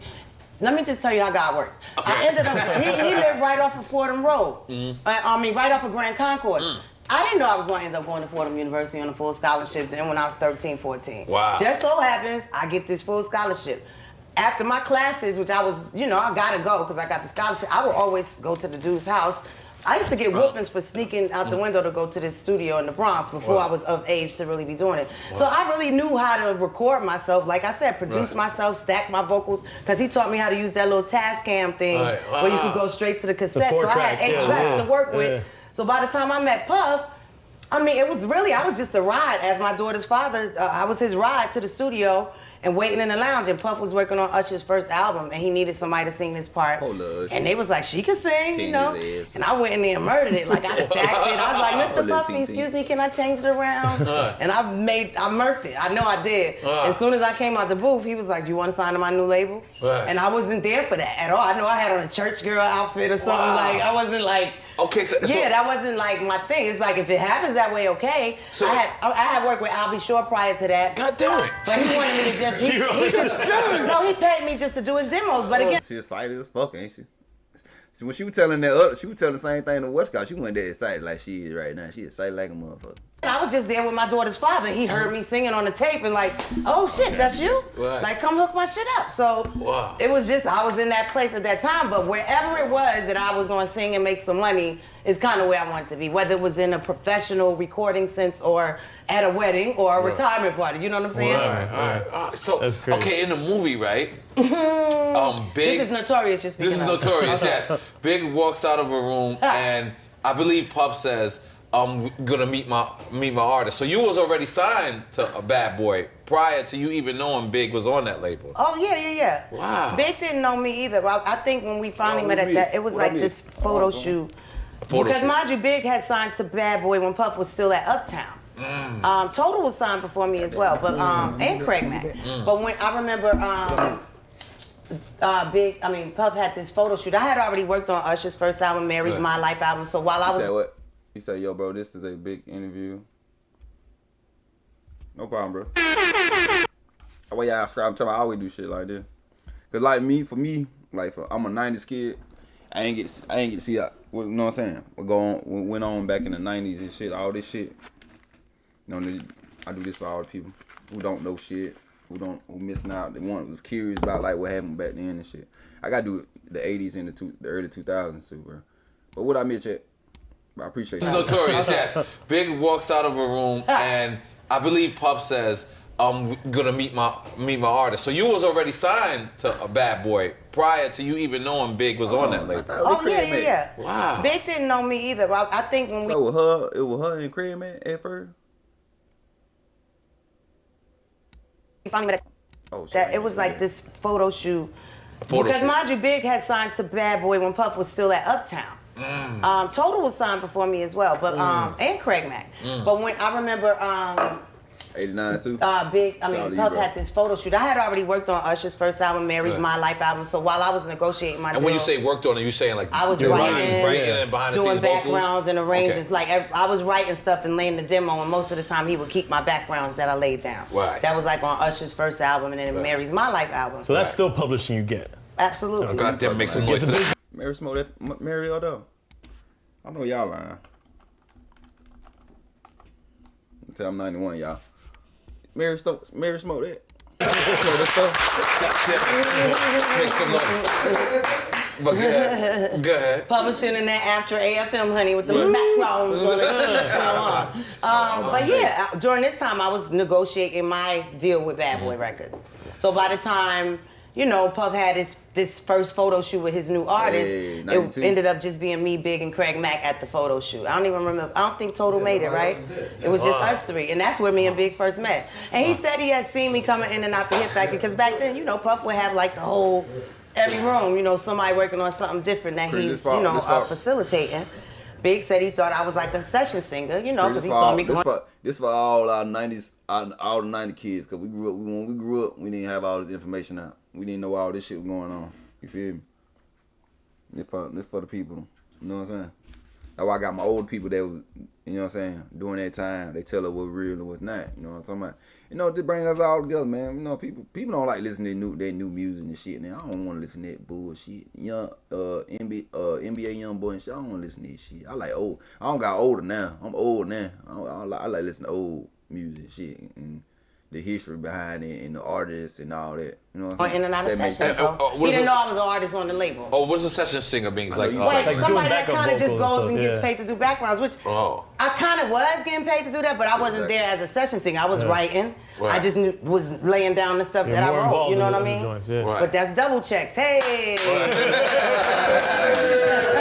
upfront and the back end. Okay, so he sings from the background, the vocals you're writing, and how is that approach when they come to you and they say we would like you to be an artist? Was you expecting that? Was no, you didn't hear me. When I was at that first session with my daughter's father for Usher, and he needed someone to sing that part. As soon as I walked out the booth, he asked me did I want to sign his. Now y'all make me goddamn.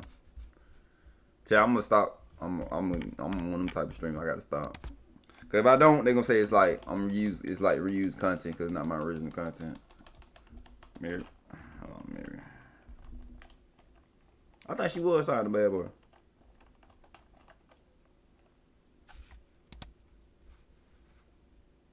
Okay, the name she look kind of. Got them auntie. She said Mary J was not directly signed to Diddy's label Bad Boy, anything, but she was signed to Uptown. Oh, she was signed to Uptown in 1981 and 1991. Oh, I was just born. I was just born around that time. New label. Oh. It's just that in the time of him working out my deal, he was also having me write and work on Usher and Mary's album before I actually got to working on my first project. Wow. Yeah. So I was, working on doing other things before I actually started working on my first time. And because Puff really wasn't known. I don't even do his interviews like that. I don't even do his shit. This my first time like just sitting here with his shit.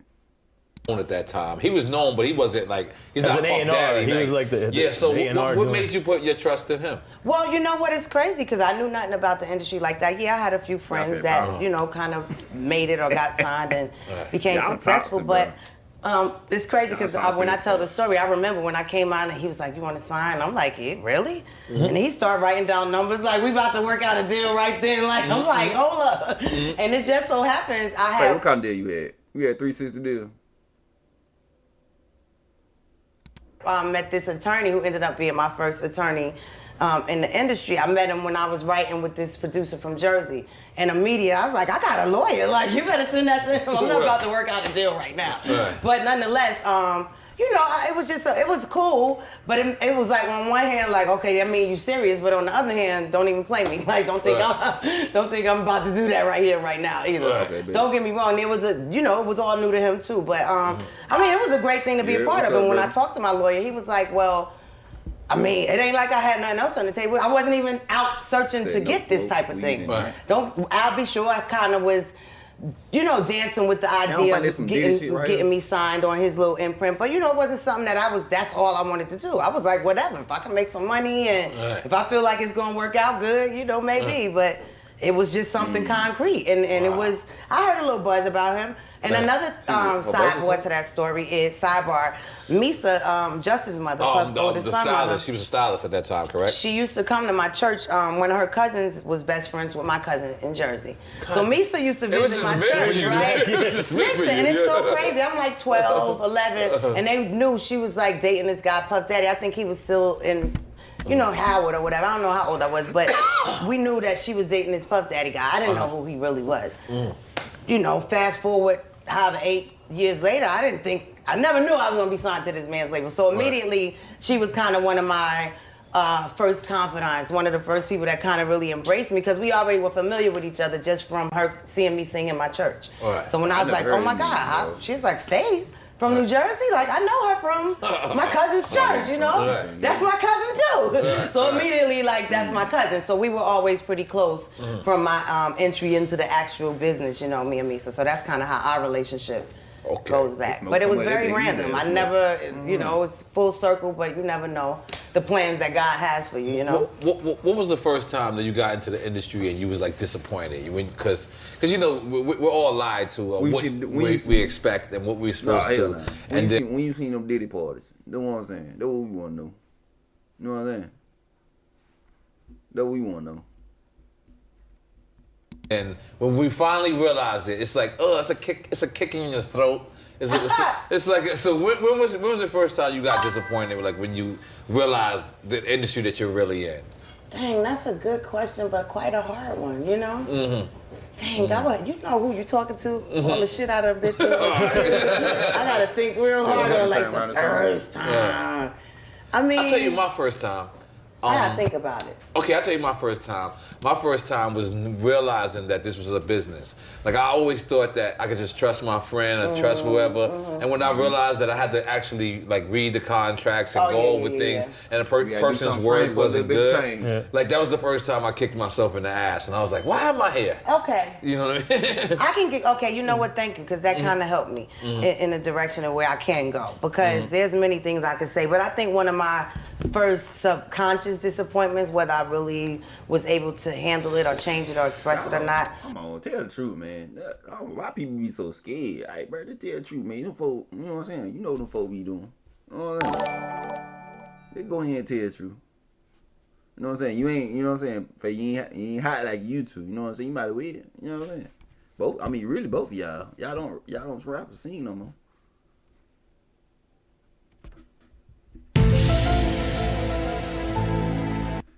Ooh, I couldn't be in the industry. They would have been got rid of me. You know what I'm saying? 'Cause I would have told them. But them boys got them doing free. You know what I'm saying? In them parties, they would have got rid of me. Probably seeing my percentage I got on stuff that I wrote on. For other people? Right. But if you're, that's something I learned over the years, how to really even understand and get clear on those splits, you know what I'm saying, beforehand and all that stuff. Then you got to factor in samples. So it's like, and it wasn't my project to begin with, so I definitely wasn't the one choosing how much. But I'm like, I wrote a whole bridge and half a hook, and I'm like .000, like, you know what I'm saying, percent .006, like, but whatever. It's cool. But yeah, something like that probably was my very initial disappointment. But then I realized, like, well, you didn't ask anybody what was that going to be in the first place or how you going to rock that out. So. Let me ask you something. Like, when you hear brothers battling, right?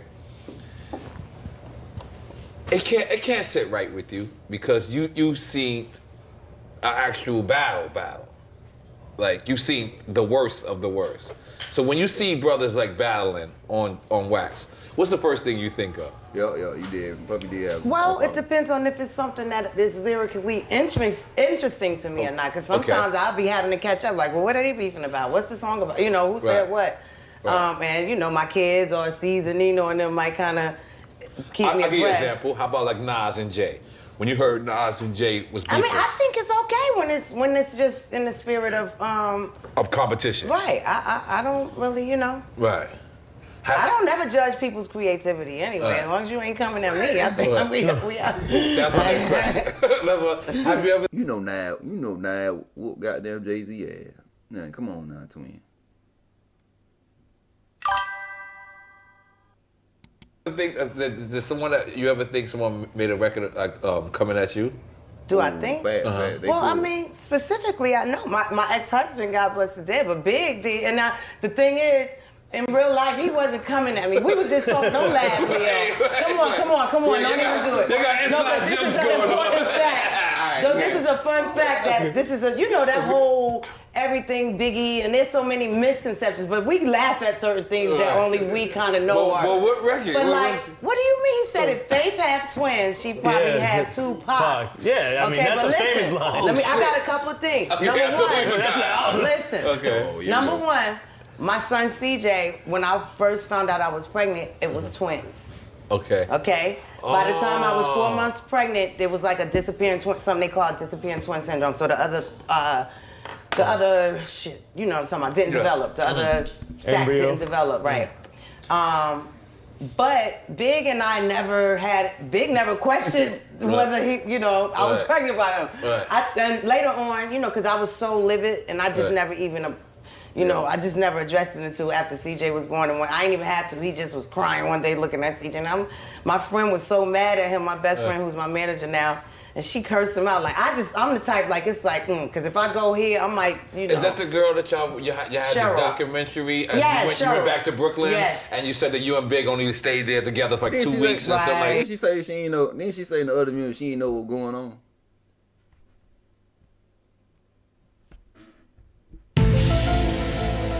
Man, blast you.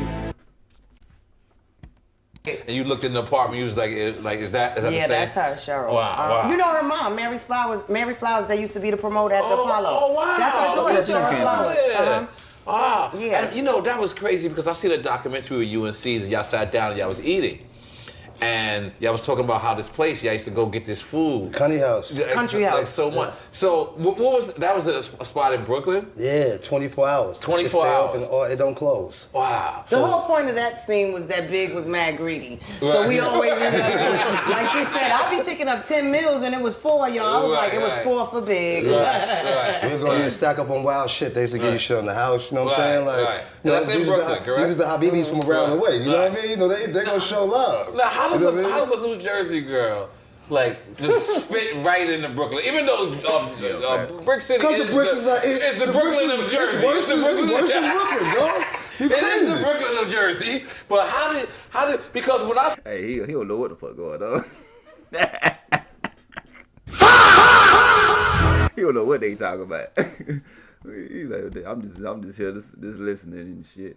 See y'all, like, I'm not gonna lie to you, and of course I'm an outsider looking in, but when even seeing y'all back then, when I see y'all, it's like it just goes together. Appreciate you subscribe to the channel. Appreciate that. I think even more so than how does a Jersey girl end up in Brooklyn, because there's sub stories to that. Big used to be, when we did meet, and I knew my way around Brooklyn already because I used to go to Hezekiah Walker's church. In the dangerous times of I'll Brooklyn, be driving like, She gentrified Brooklyn, y'all. She talking about real Brooklyn. And I had a beat, so I knew all the, he's like, what you doing up in it, Right. I'm like, I used to go to this rehearsal at this church, drive my homeboy to here, I'm just, so I'm New Jersey Drive, that's my nickname. Oh, shit. That's what they call me. But no, I think it's more how Big and I bonded. It was like our senses of humor.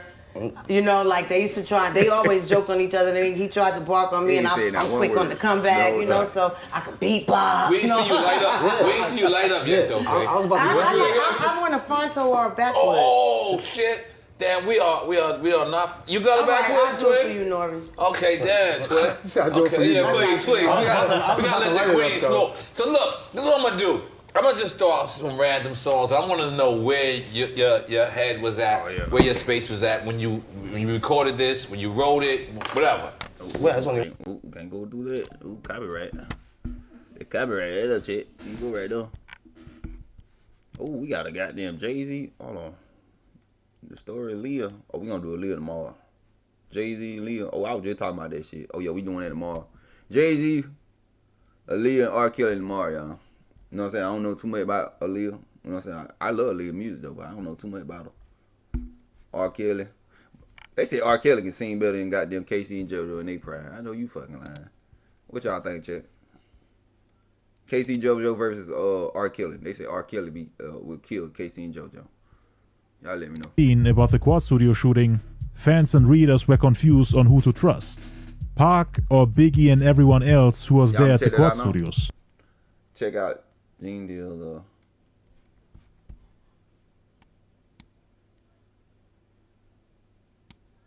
Say, check that out, bro. Damn, why I can't copy this shit?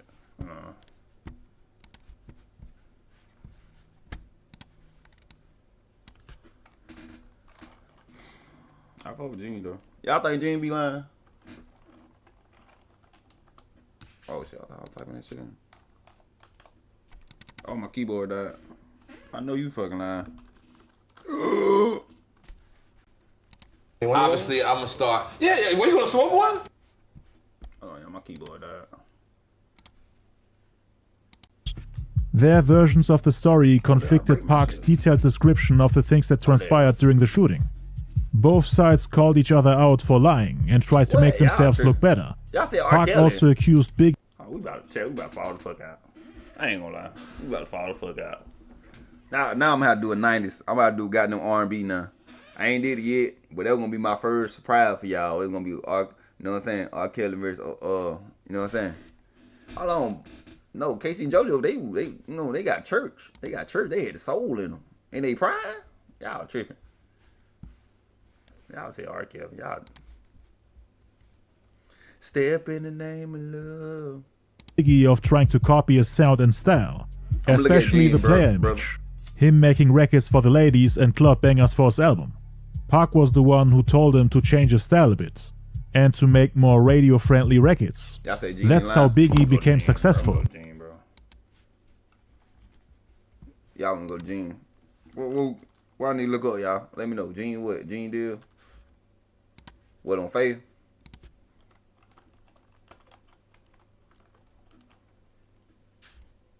This is who Gene talking about. Gene deal. Biggie by day. Ooh, we getting messy. Okay, we messy right now. Oh, here you go. Oh yeah, we messy. Oh yo, y'all messy. Damn, I'm pulled up a lot of shit. Oh yo, we getting messy tonight. Yo, I like this. Hold on, I don't know which one to pick first. Hold on, eeny, meeny, miny, mo. I appreciate you coming through, brother. Say Gene ain't lying. Faith, I seen an interview that she did a few years ago for a Biggie documentary that was on A&E. And she said that the reason why she wasn't a part of the Bad Boy tour is because she found out Lil Kim and Biggie was messing around and she didn't want to be a part of that. And that's the reason why she went to LA. And she also said she went to LA to write for an R&B group. And of course, when she was in LA, she ended up in a picture with Tupac. Well, Faith didn't go on tour with Bad Boy because I was on that tour because they wasn't getting paid. It was a promotional tour. Puff had swinging it around, whereas that he was giving them per diem. Per diem is like eating money for the week. So they could go out and do 3-4 shows this week. At the end of the week, all they getting is $300 of eating money.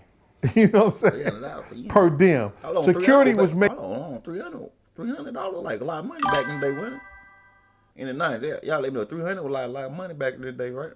Making more money than the fucking artists on that tour. You understand? Because quote unquote, all they was getting was per diem. Now, Faith wasn't going for that. She wanted to get paid. Big was getting paid because Al Heyman at the time, he just wanted Big. But Puff switched it out, whereas that Big will get $30,000 a week, he'll get $20,000, and the rest of and he'll bring all the artists with him and cut them per diem out that $20,000. You see? So now, her talking about going on because Lil Kim and all that stuff like that. Most people have their own dressing rooms. They have their own tour buses. You understand? But if you ain't getting paid, she ain't going. You understand what I'm saying? And that's point blank. She had made that statement that she ain't getting paid. She ain't going on tour. She ain't getting paid. Had nothing to do with Lil Kim. All that shit sounds glorified now. You understand? See, what people was talking about, they try to glorify shit now by saying because of this, because of that. But that's wasn't actually what happened at the time. The only time that nobody was getting paid other than Security and Big. You feel me? So now she wasn't going on tour because of that. Now her part, what she played with Pac, yo, and I'm a firm believer, man. You don't tell a man how to fuck his wife, and you don't tell a man how to spend his money. You know what I'm saying? So I can't tell Big how to treat his woman, and if he's out there, you know, fucking everything that's moving, doing everything that's moving, whatever she do, that's between them two, bruh. That's their relationship. But what I can say is that it affected Big enough, so when we saw Faith in Philly, he grabbed up in her shit and took her in his room. Now, was I gonna stop it? Yeah, I tried to stop it. And then I had to realize that's that man's wife. Did Faith play a part in it and she's changing her story? Come on, who didn't know Pac wasn't in death row and out of jail? Yeah. She said she didn't know. She said she ain't know nothing. Gene, she said she ain't know nothing. You had to be blind, crippled, and crazy wearing a motherfucking yellow bus with a helmet on your head. Yeah. Not to know that at the time. Hold on, let him cook. So when she says that, it makes us look kind of Let him cook. suspicious of the shit that she was doing. Going to some man's room. Okay, we got one. After a nightclub. I know, I believe him though. Makes it kind of suspicious at the time. But it is what it is, bro. That's their relationship. Cause Faith was a fine motherfucker back in the day, bro. I'm telling you. I seen her the first time Big got his gold plaque and Juicy or something went platinum and everything like that at the Palladium. And she performed. She had on a leather white with shorts. That nigga remember that shit is crazy. He want to tear that ass up. He ain't gonna, you want to tear that motherfucker up. Well, he remember that shit. God damn. When this came out? Hold on. It was 3 years old. This nigga remember that shit. What has been 30? How long it been? 30? So it was what, 27 years? You remember that shit for 27 years? Like short suit. I was like, yo, who the fuck is that? And they said, yo, that's Faith. I was like, watch this. I was like, yo, watch this. Cause your boy used to be on it back in the day. So I'm like, yo, watch this. She watched that, Gene. I was like, I'm gonna holler at that. And they was like, nigga, that's Big's wife. I was like, what's wrong with her?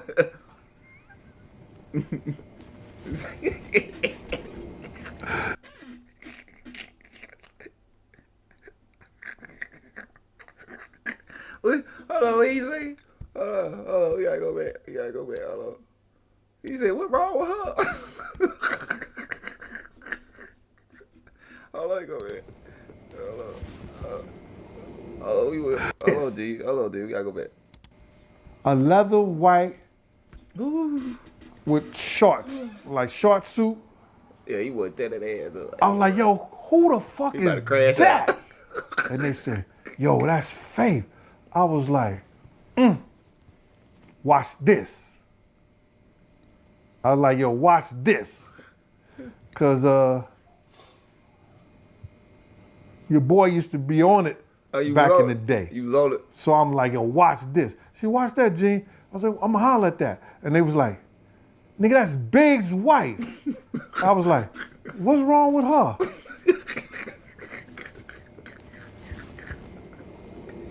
Hey, and then, I'm you know, dead, bro. Hey. I said this, I said, yo, what's wrong with her?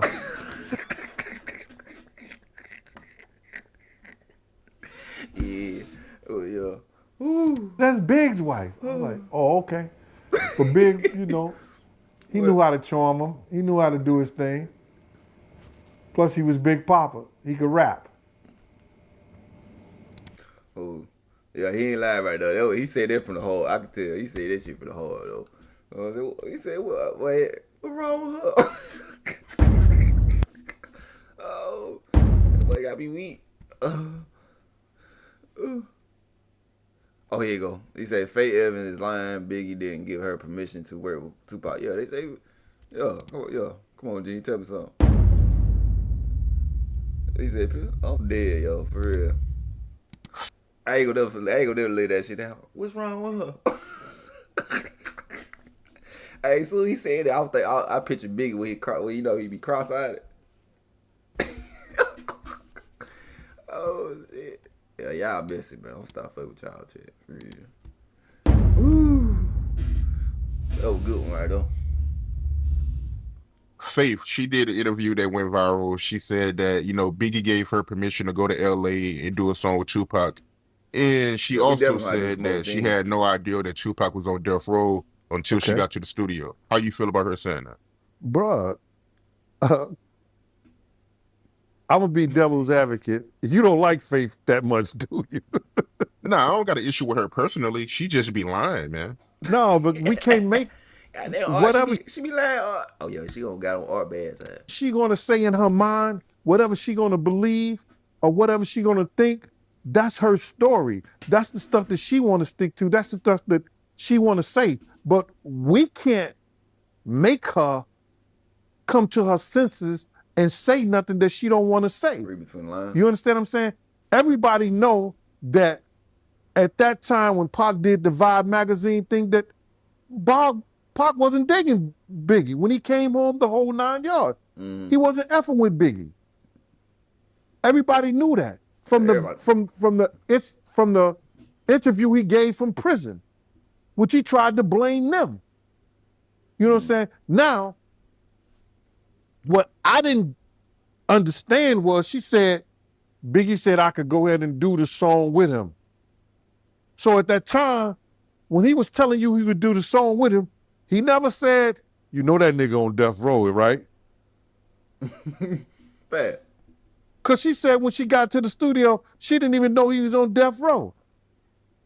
So if that was an issue, him being on death row, and you beefing with my man, death row is beefing with my man, why wouldn't I turn around and go out the door? Yeah, they ain't my husband, as she said. Yeah, you told me. You told me. My husband knew. So if that was an issue with the death row thing, so why you just say, yo, Pop, or I... Hold on, you using big words and shit. Hold on to you. Hold on. Slow down a little bit. I ain't talking about throat thing. So why you just say, yo, Pop, or I left something downstairs and just leave? And get away from that. If she want that to be her story and believe that, I can't change it, you can't change it, nobody can change it. That's Faith's story. But the public is looking at her with the Biggie eye. Like, what's the big eye? Faith, nah, Which one? That don't sound like Big would say that. You know what I'm saying? Because he had a big problem with that. He had a big problem with dude. And I know he had a problem with dude because I was there when he grabbed Faith up over dude. You know what I'm saying? Did you be lying? I had no idea you was there, man. Tell me about that. Faith wasn't on the tour with us. She wouldn't do the tour because Puff told all them dudes that it was a promotional tour.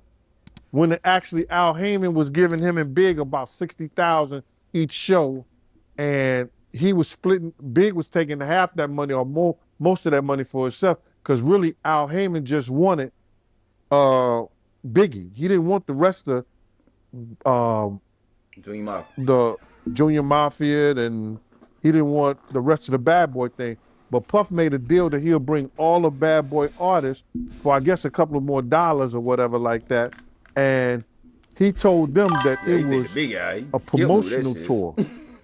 You know what I'm saying? Security was actually making more money than the artist on that tour. So when we got to Philly, Faith was in Philly. And we was doing a show in Philly. And Big, we was right there, Big saw her, and he just grabbed her by her arm and by her throat. And then Puff told me to stop it. Yo, Gene, stop that.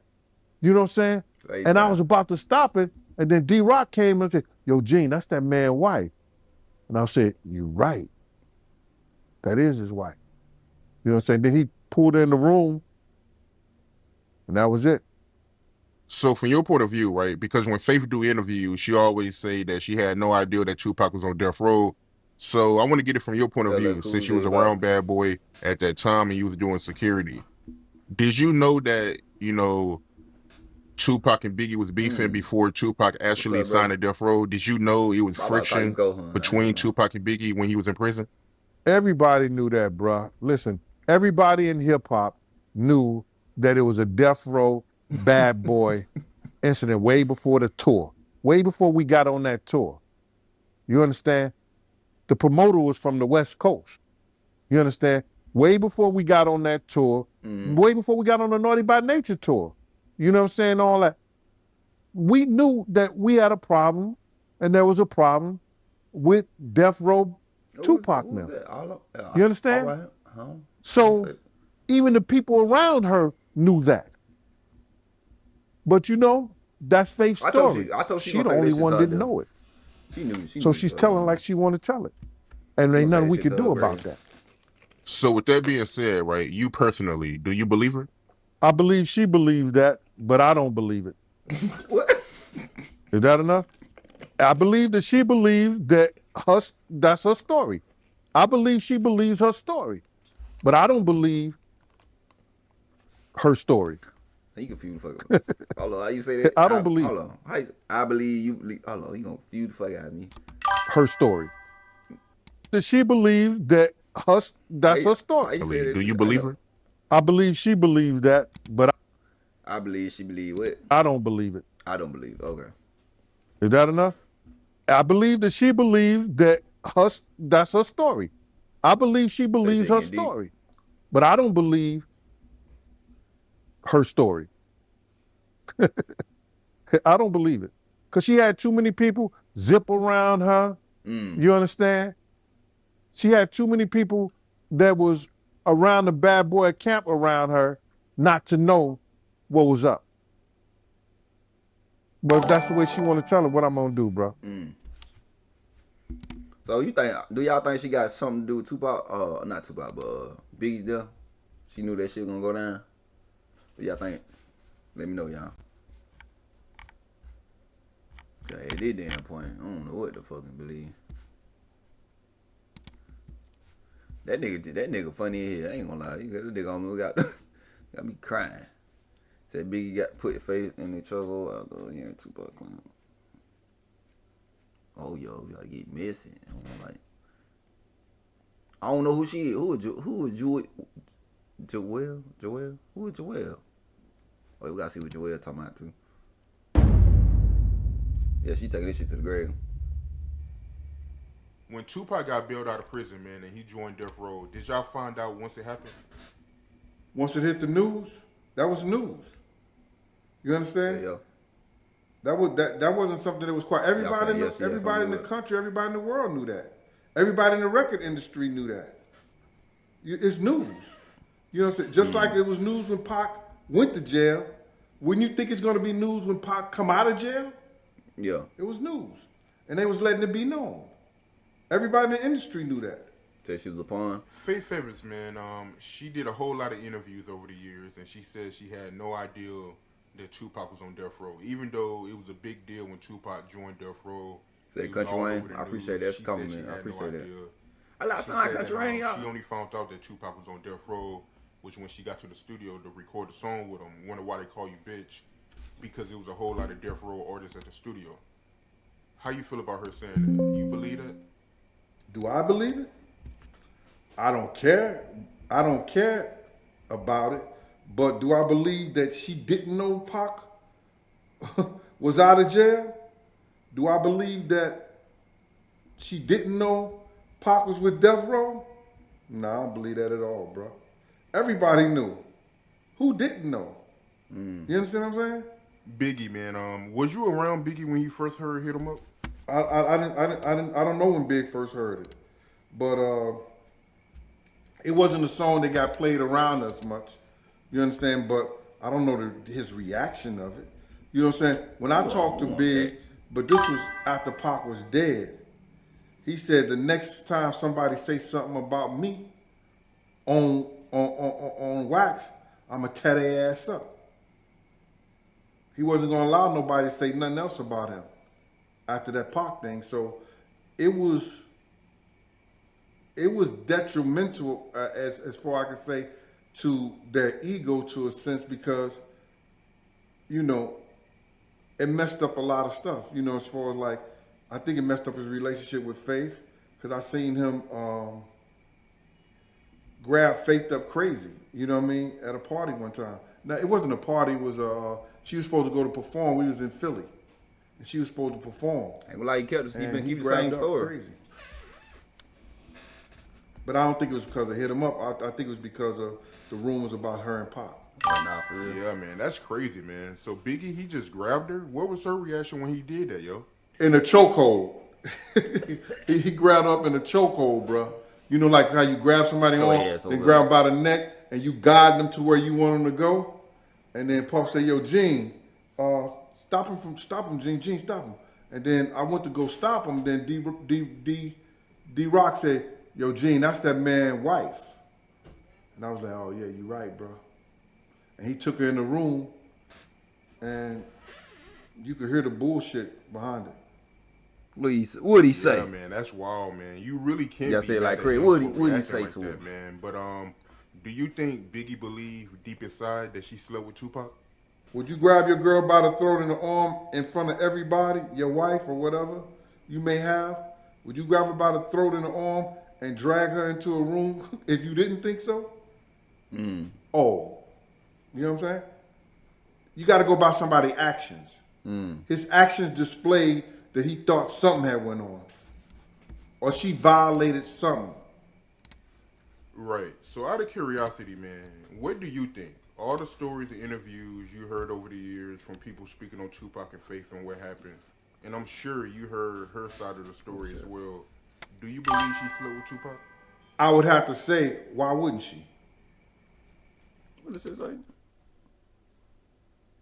Dating the same woman. Tupac dated and explained Puff. Pac was knocking down some of the best of them in Hollywood. What makes her different? Not a damn name. Shit, Mary J. Blige. Shit, I heard you got them. You know what I'm saying? I heard you turned down left eye though. No, low key though. Oh, we gotta go back to that girl. Hold on. What's that other girl? Okay, I don't know who she is. Who the fuck this is?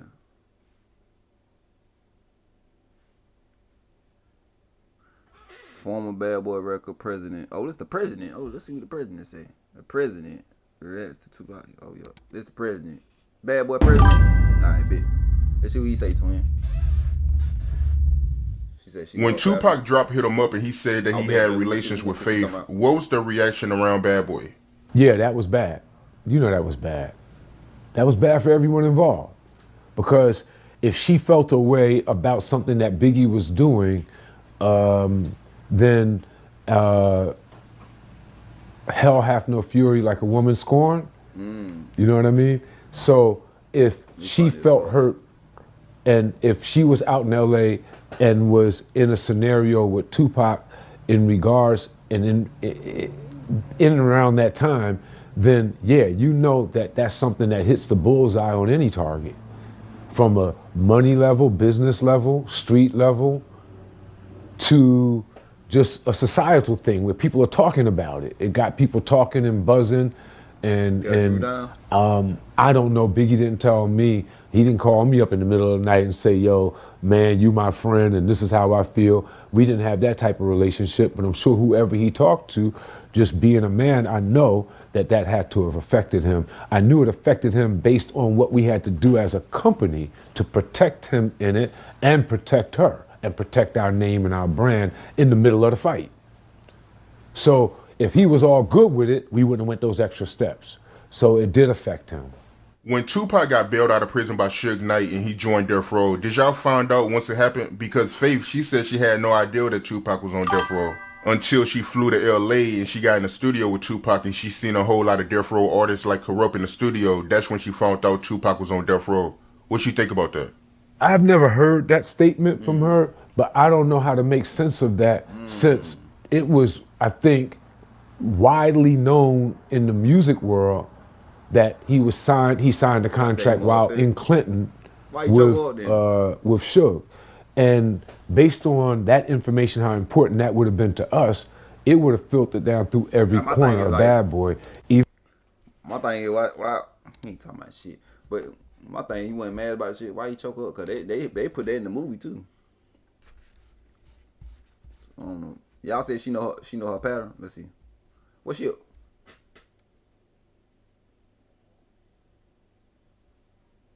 Was she with Puffy or something? Hold on. Joanne explains her relationship with Puffy and how Suge Knight got mad at her relationship with him. Oh damn, goddamn groupie. Okay. Is it true that one of the reasons why you and Suge Knight had friction is because he found out that you was cool with Puffy? I'm gonna just break it down. I'm from Chicago. So everybody know back in the days, since no Ice Cube is sucking so much New York, boop, let him come and eat some of this Chicago, boop.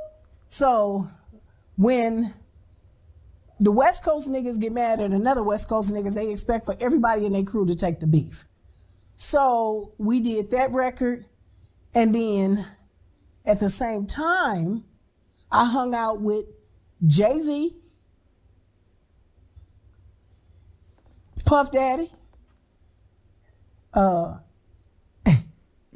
Tyson. They get out in 2028. A lot of these people was who Lachelle, which was Suge's natural blood.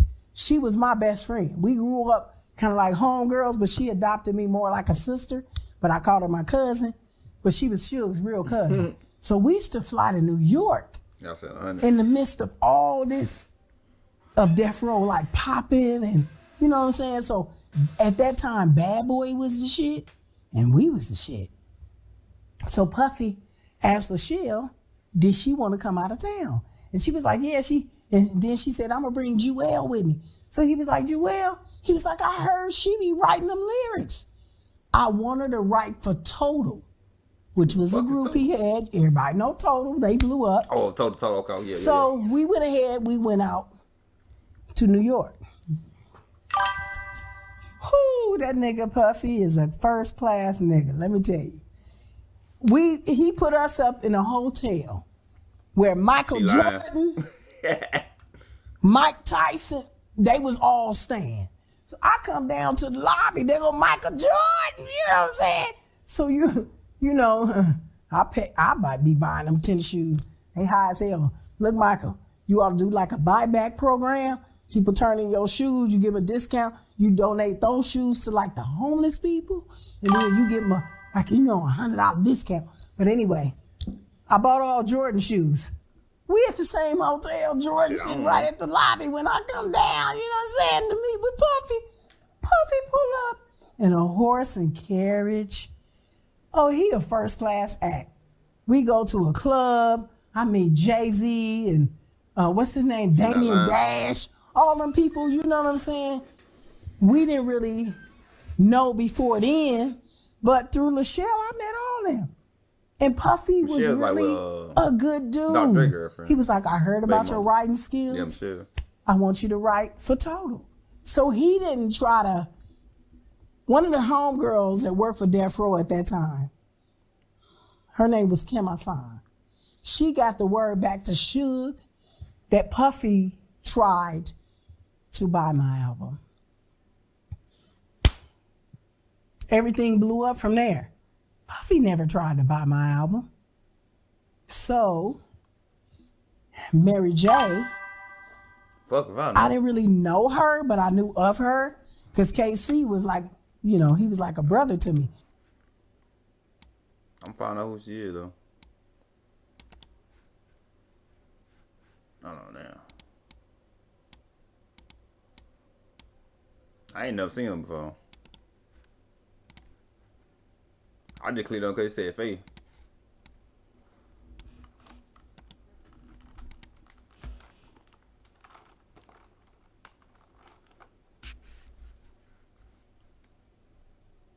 Oh, she was a death row singer.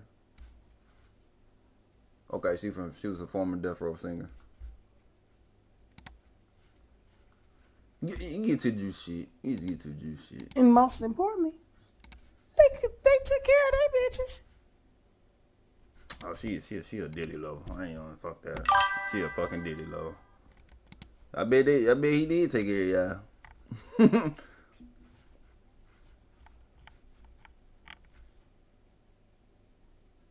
Let's go, Stevie J.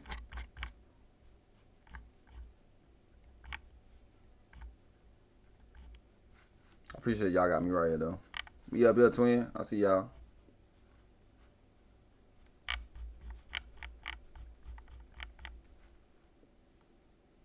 Who? She dead? I know you fucking lying. Hold on now. She died.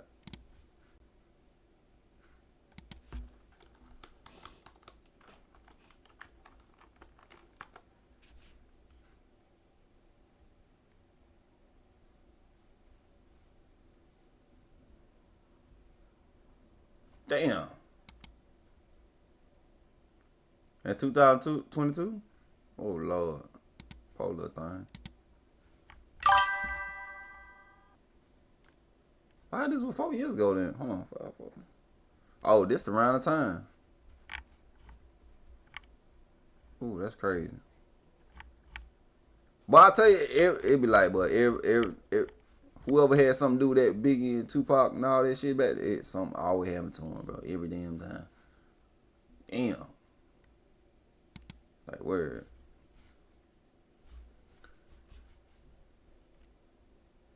Y'all said doggy dog? I want to go back to Gene, because Gene funny as fuck. I ain't gonna lie.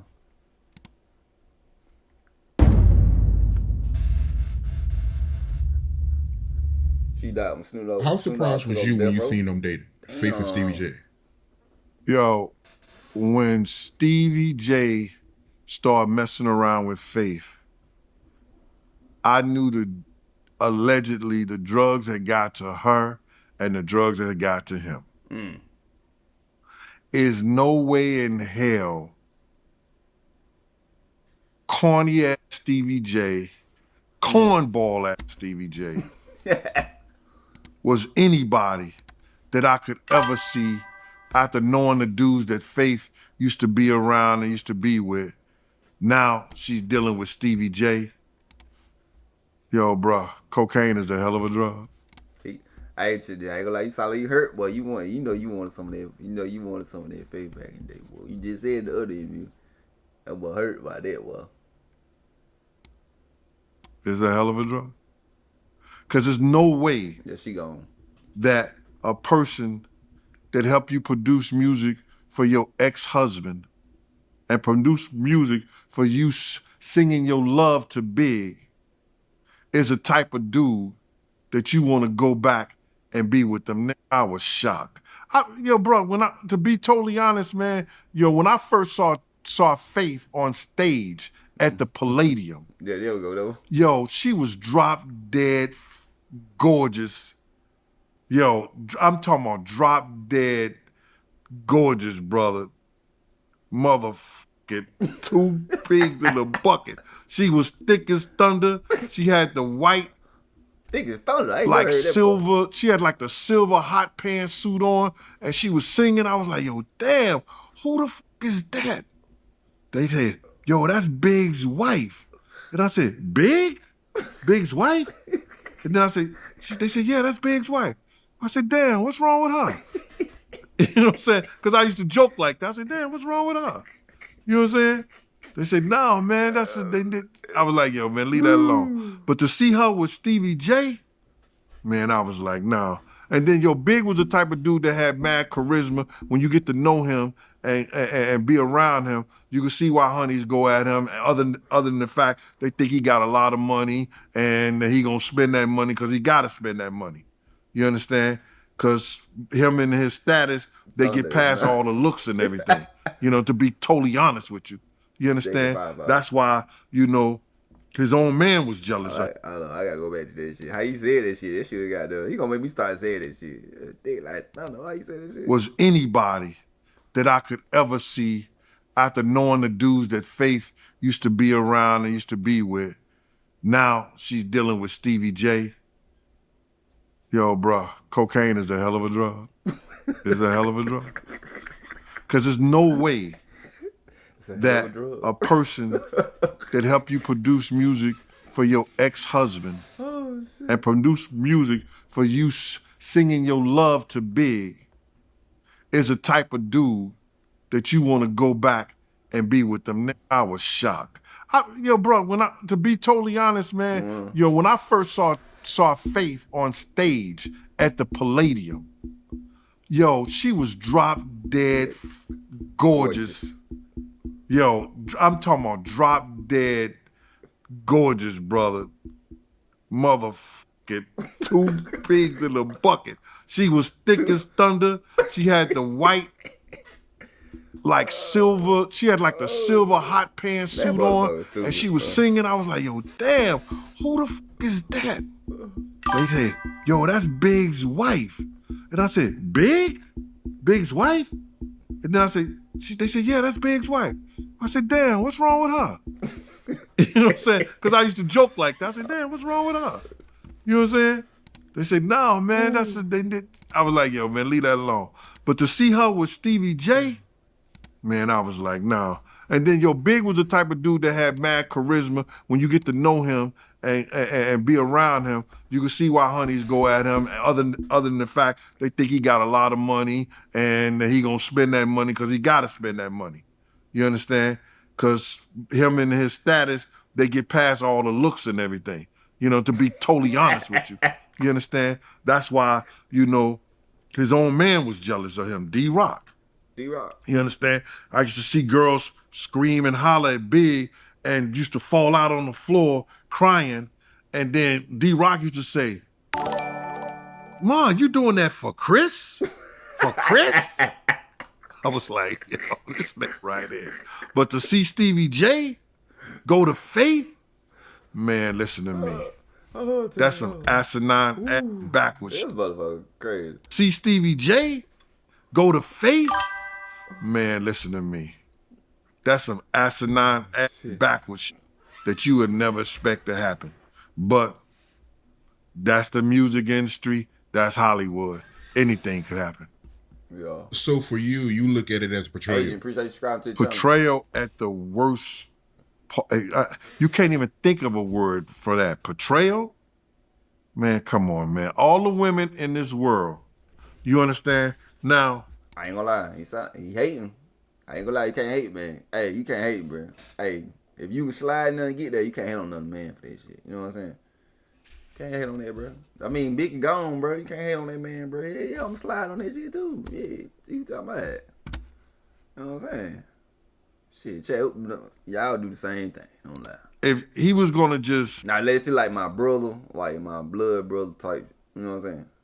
Uncle, family member type, wife or something. I wouldn't do that shit, but slide with her and lay with her here and there and not Piggy, be how out you in doing? the public eye and let nobody know, then all right, it is what it is. But to go and knowing that you wasn't gonna do right, knowing that you wasn't right, knowing that you ain't have a pot to piss in and a boot to pour it out, knowing that there's nothing that you could do, come on, bruh.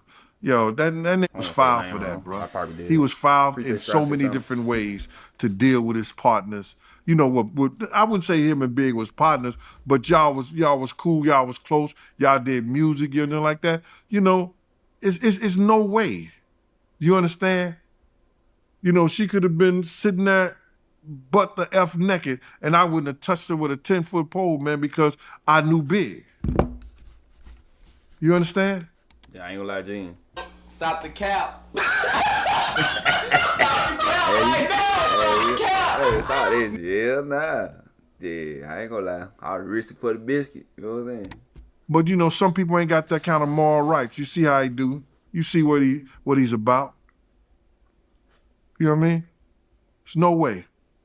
It's not a word that you can even think about that. Not even in the But what about her? You don't put some of the blame on her?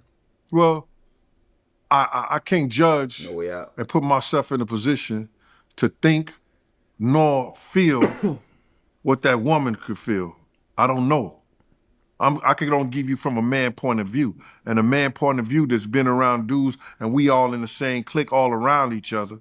You understand? The girlfriends, the wives, all that shit's supposed to be off limit no matter what she do.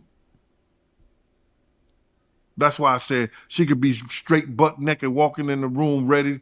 Nah, Ma, it's not happening. We not doing this. Stop not the at all. You understand? He got to be more man than that. He got to be more of a stand-up dude than that. That's not no local shit. That's not no regular shit. That's Faith Evans, a.k.a. the former Mrs. Biggie Smalls, the notorious Big's wife. You can't do that. What would people think? What would people say? You was looking at her all the time. I knew you ran to the room. You ran to see Faith. Come on, man. It's the worst. Hypothetically, right, if Big was alive, how you think he would feel about that? Because I don't know him personally. You knew him personally, so. It wouldn't have never happened if he was alive. You understand? You know, Big, with this clique, was about loyalty. You understand? There were certain things that was happening in Junior Mafia. And certain Junior Mafia dudes was messing with Lil Kim, even though they had a situation. Uh-oh. You understand what I'm saying? I never heard it before. And Big sat down and told me the whole story. He said, yo, I know Money L is messing with Lil Kim. Money L was his man, doing the loop with him. But should Lil Kim been off limits too? You could not trust these women in the 90s. I ain't gonna lie. Hello.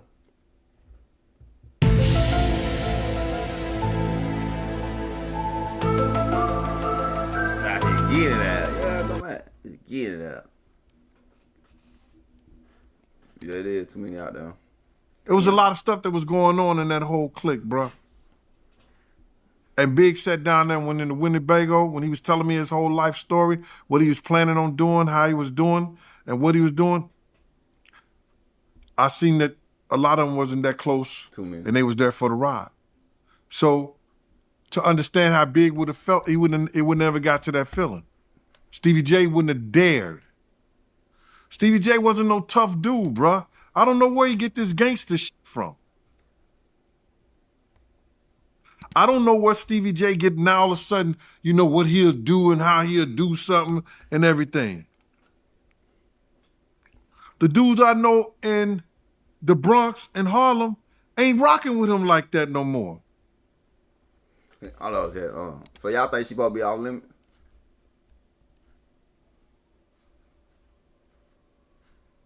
Y'all let me know that shit. So Stevie J was wrong. Y'all let me know he was wrong. I'm talking about like, hold on, when he hooked up with her? Like doing after Tupac Biggie died, or like years later? I don't know when they hooked up. Stevie J. Nah, I gotta do look. Stevie J.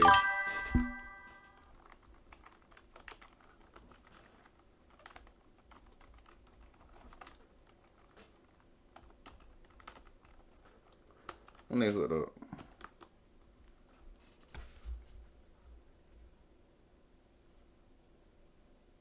It said 2028. I mean, come on, they knew each other for like 20 years before dating. I mean, shit, 20 years? So y'all it supposed to be lifetime. Shit, I don't know about that one. I don't know about that one, Chad. 20 years? See, he ain't talk. Well, I don't know, he could be, you know what I mean? Never know. We'll never know. After the disrespect to Mama Jones, him and Puff, after the disrespect to Mama Jones, them dudes ain't rocking with them cats like that no more. He's changed his life. He's God first. That's BF. They used to call him BX Murder.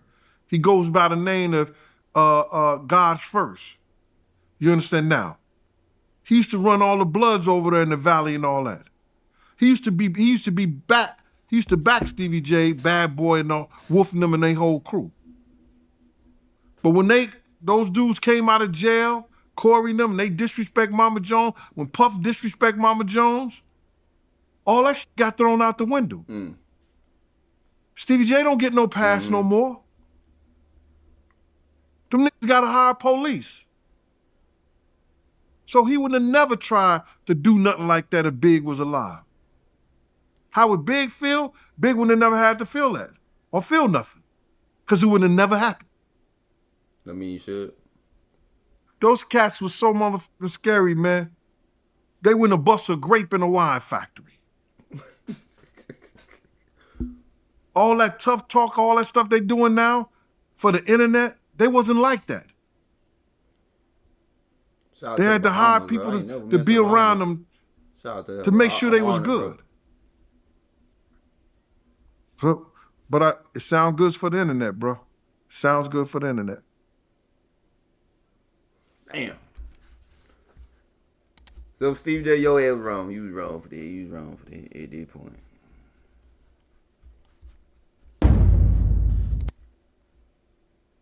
That motherfucker's crazy. I like to hear you do it. That motherfucker crazy as fuck, bro. I ain't gonna lie.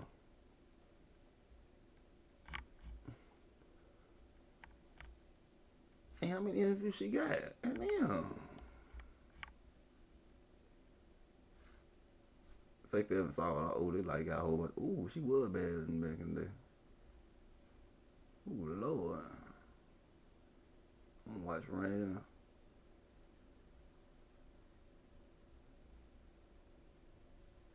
Oh, I see what you talking about. Hold on, somebody said Tupac 100% slept with Faith. He called me once he was done. He wanted Lil Kim. Who was her? Oh, they Tupac is, oh, they Desiree. Oh, bet, we got Desiree. Yeah, we got Desiree. Tupac, is it true that when Tupac was in prison, he spoke to you about how he was going to get back at Biggie? So, on multiple visits, he would be frustrated. He was angry, he was hurt, and he was out for blood, and he was trying to figure out how he could, I'm echoing. He was trying to figure out how he could exact his revenge on Big. Because I guess that was the person he felt ultimately betrayed him, more than the other people. That, a snake is a snake. You expect a snake to be a snake, but, you hanging out with gangsters, you expect them to do some shit. But in his mind, he felt like, Big had set him up or been disloyal, didn't look out for him as much as he felt he should have. So he started to plot that, musically, he was going to crush them. Success. Oh, my bad, cut. And then he was going to fuck one of his bitches. And, my ass sitting there with him like, oh, okay, yeah, good idea. Revenge, yeah, You ain't say that? Damn, what?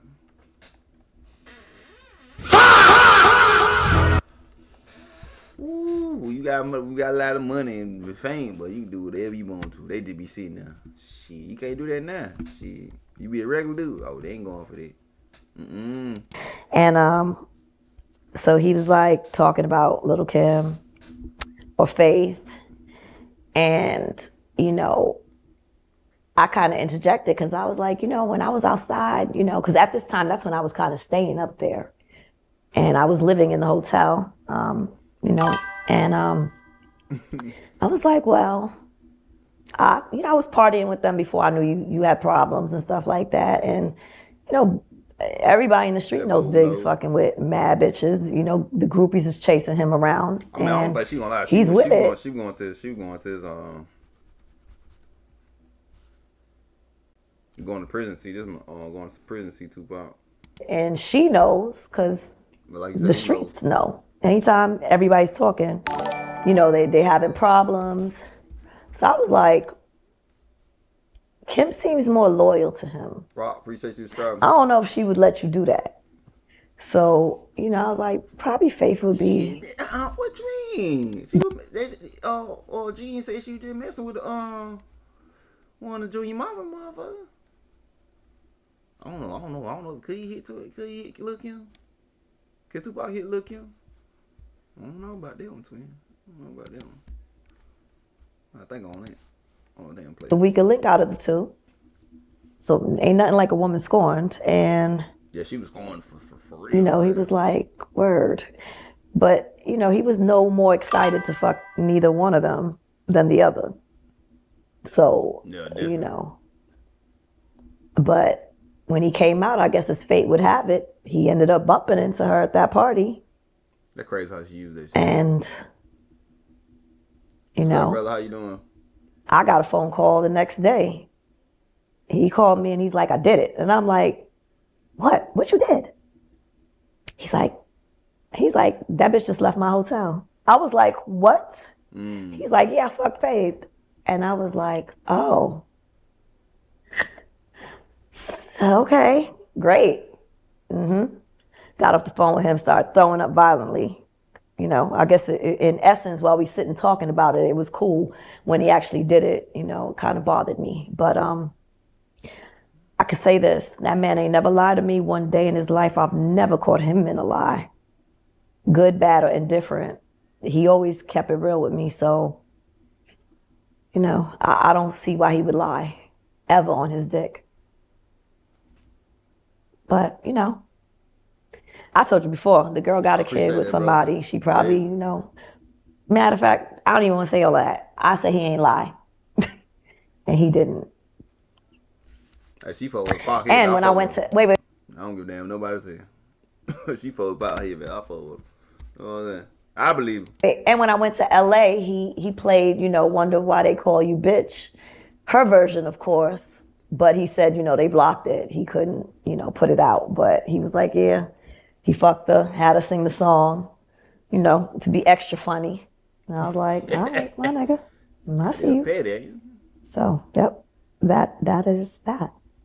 So you knowing Tupac and you knowing his character, you do believe he had relations with Faith. You don't see him lying about that.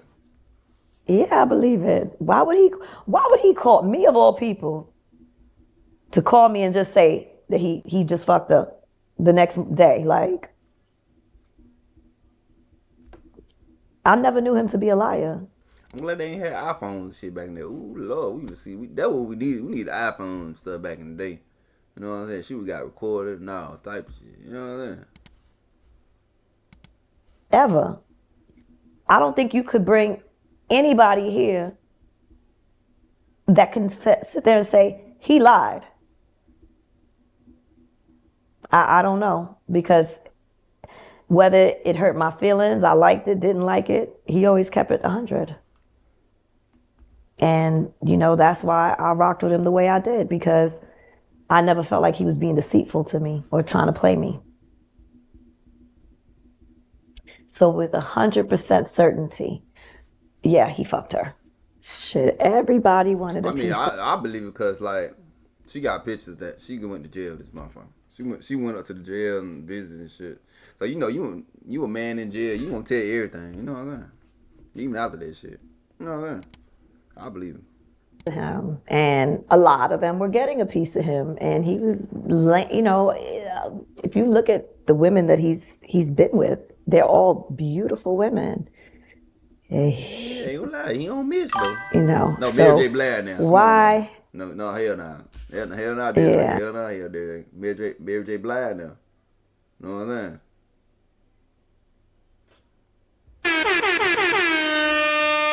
They say it was kind of fishy down there. Why lie on your dick with Faith? There's nothing to lie about. All right. The police found a sex tape of Tupac and me and said, "Oh, we see y'all seen that one." All right, bet. Chat, I appreciate y'all tonight, man. We got a W stream. If you new to the channel, please like and subscribe. I do appreciate that. What we drop? 48. Damn, we did 48K tonight. I appreciate y'all, bro. I hope y'all enjoy. I hope y'all laugh. I hope y'all like my channel, man. I will see y'all tomorrow, 11 p.m. again. I want to do R&B though. I want to do R. Kelly versus no, I'm gonna do Aaliyah. I'm gonna do Aaliyah. Jay-Z.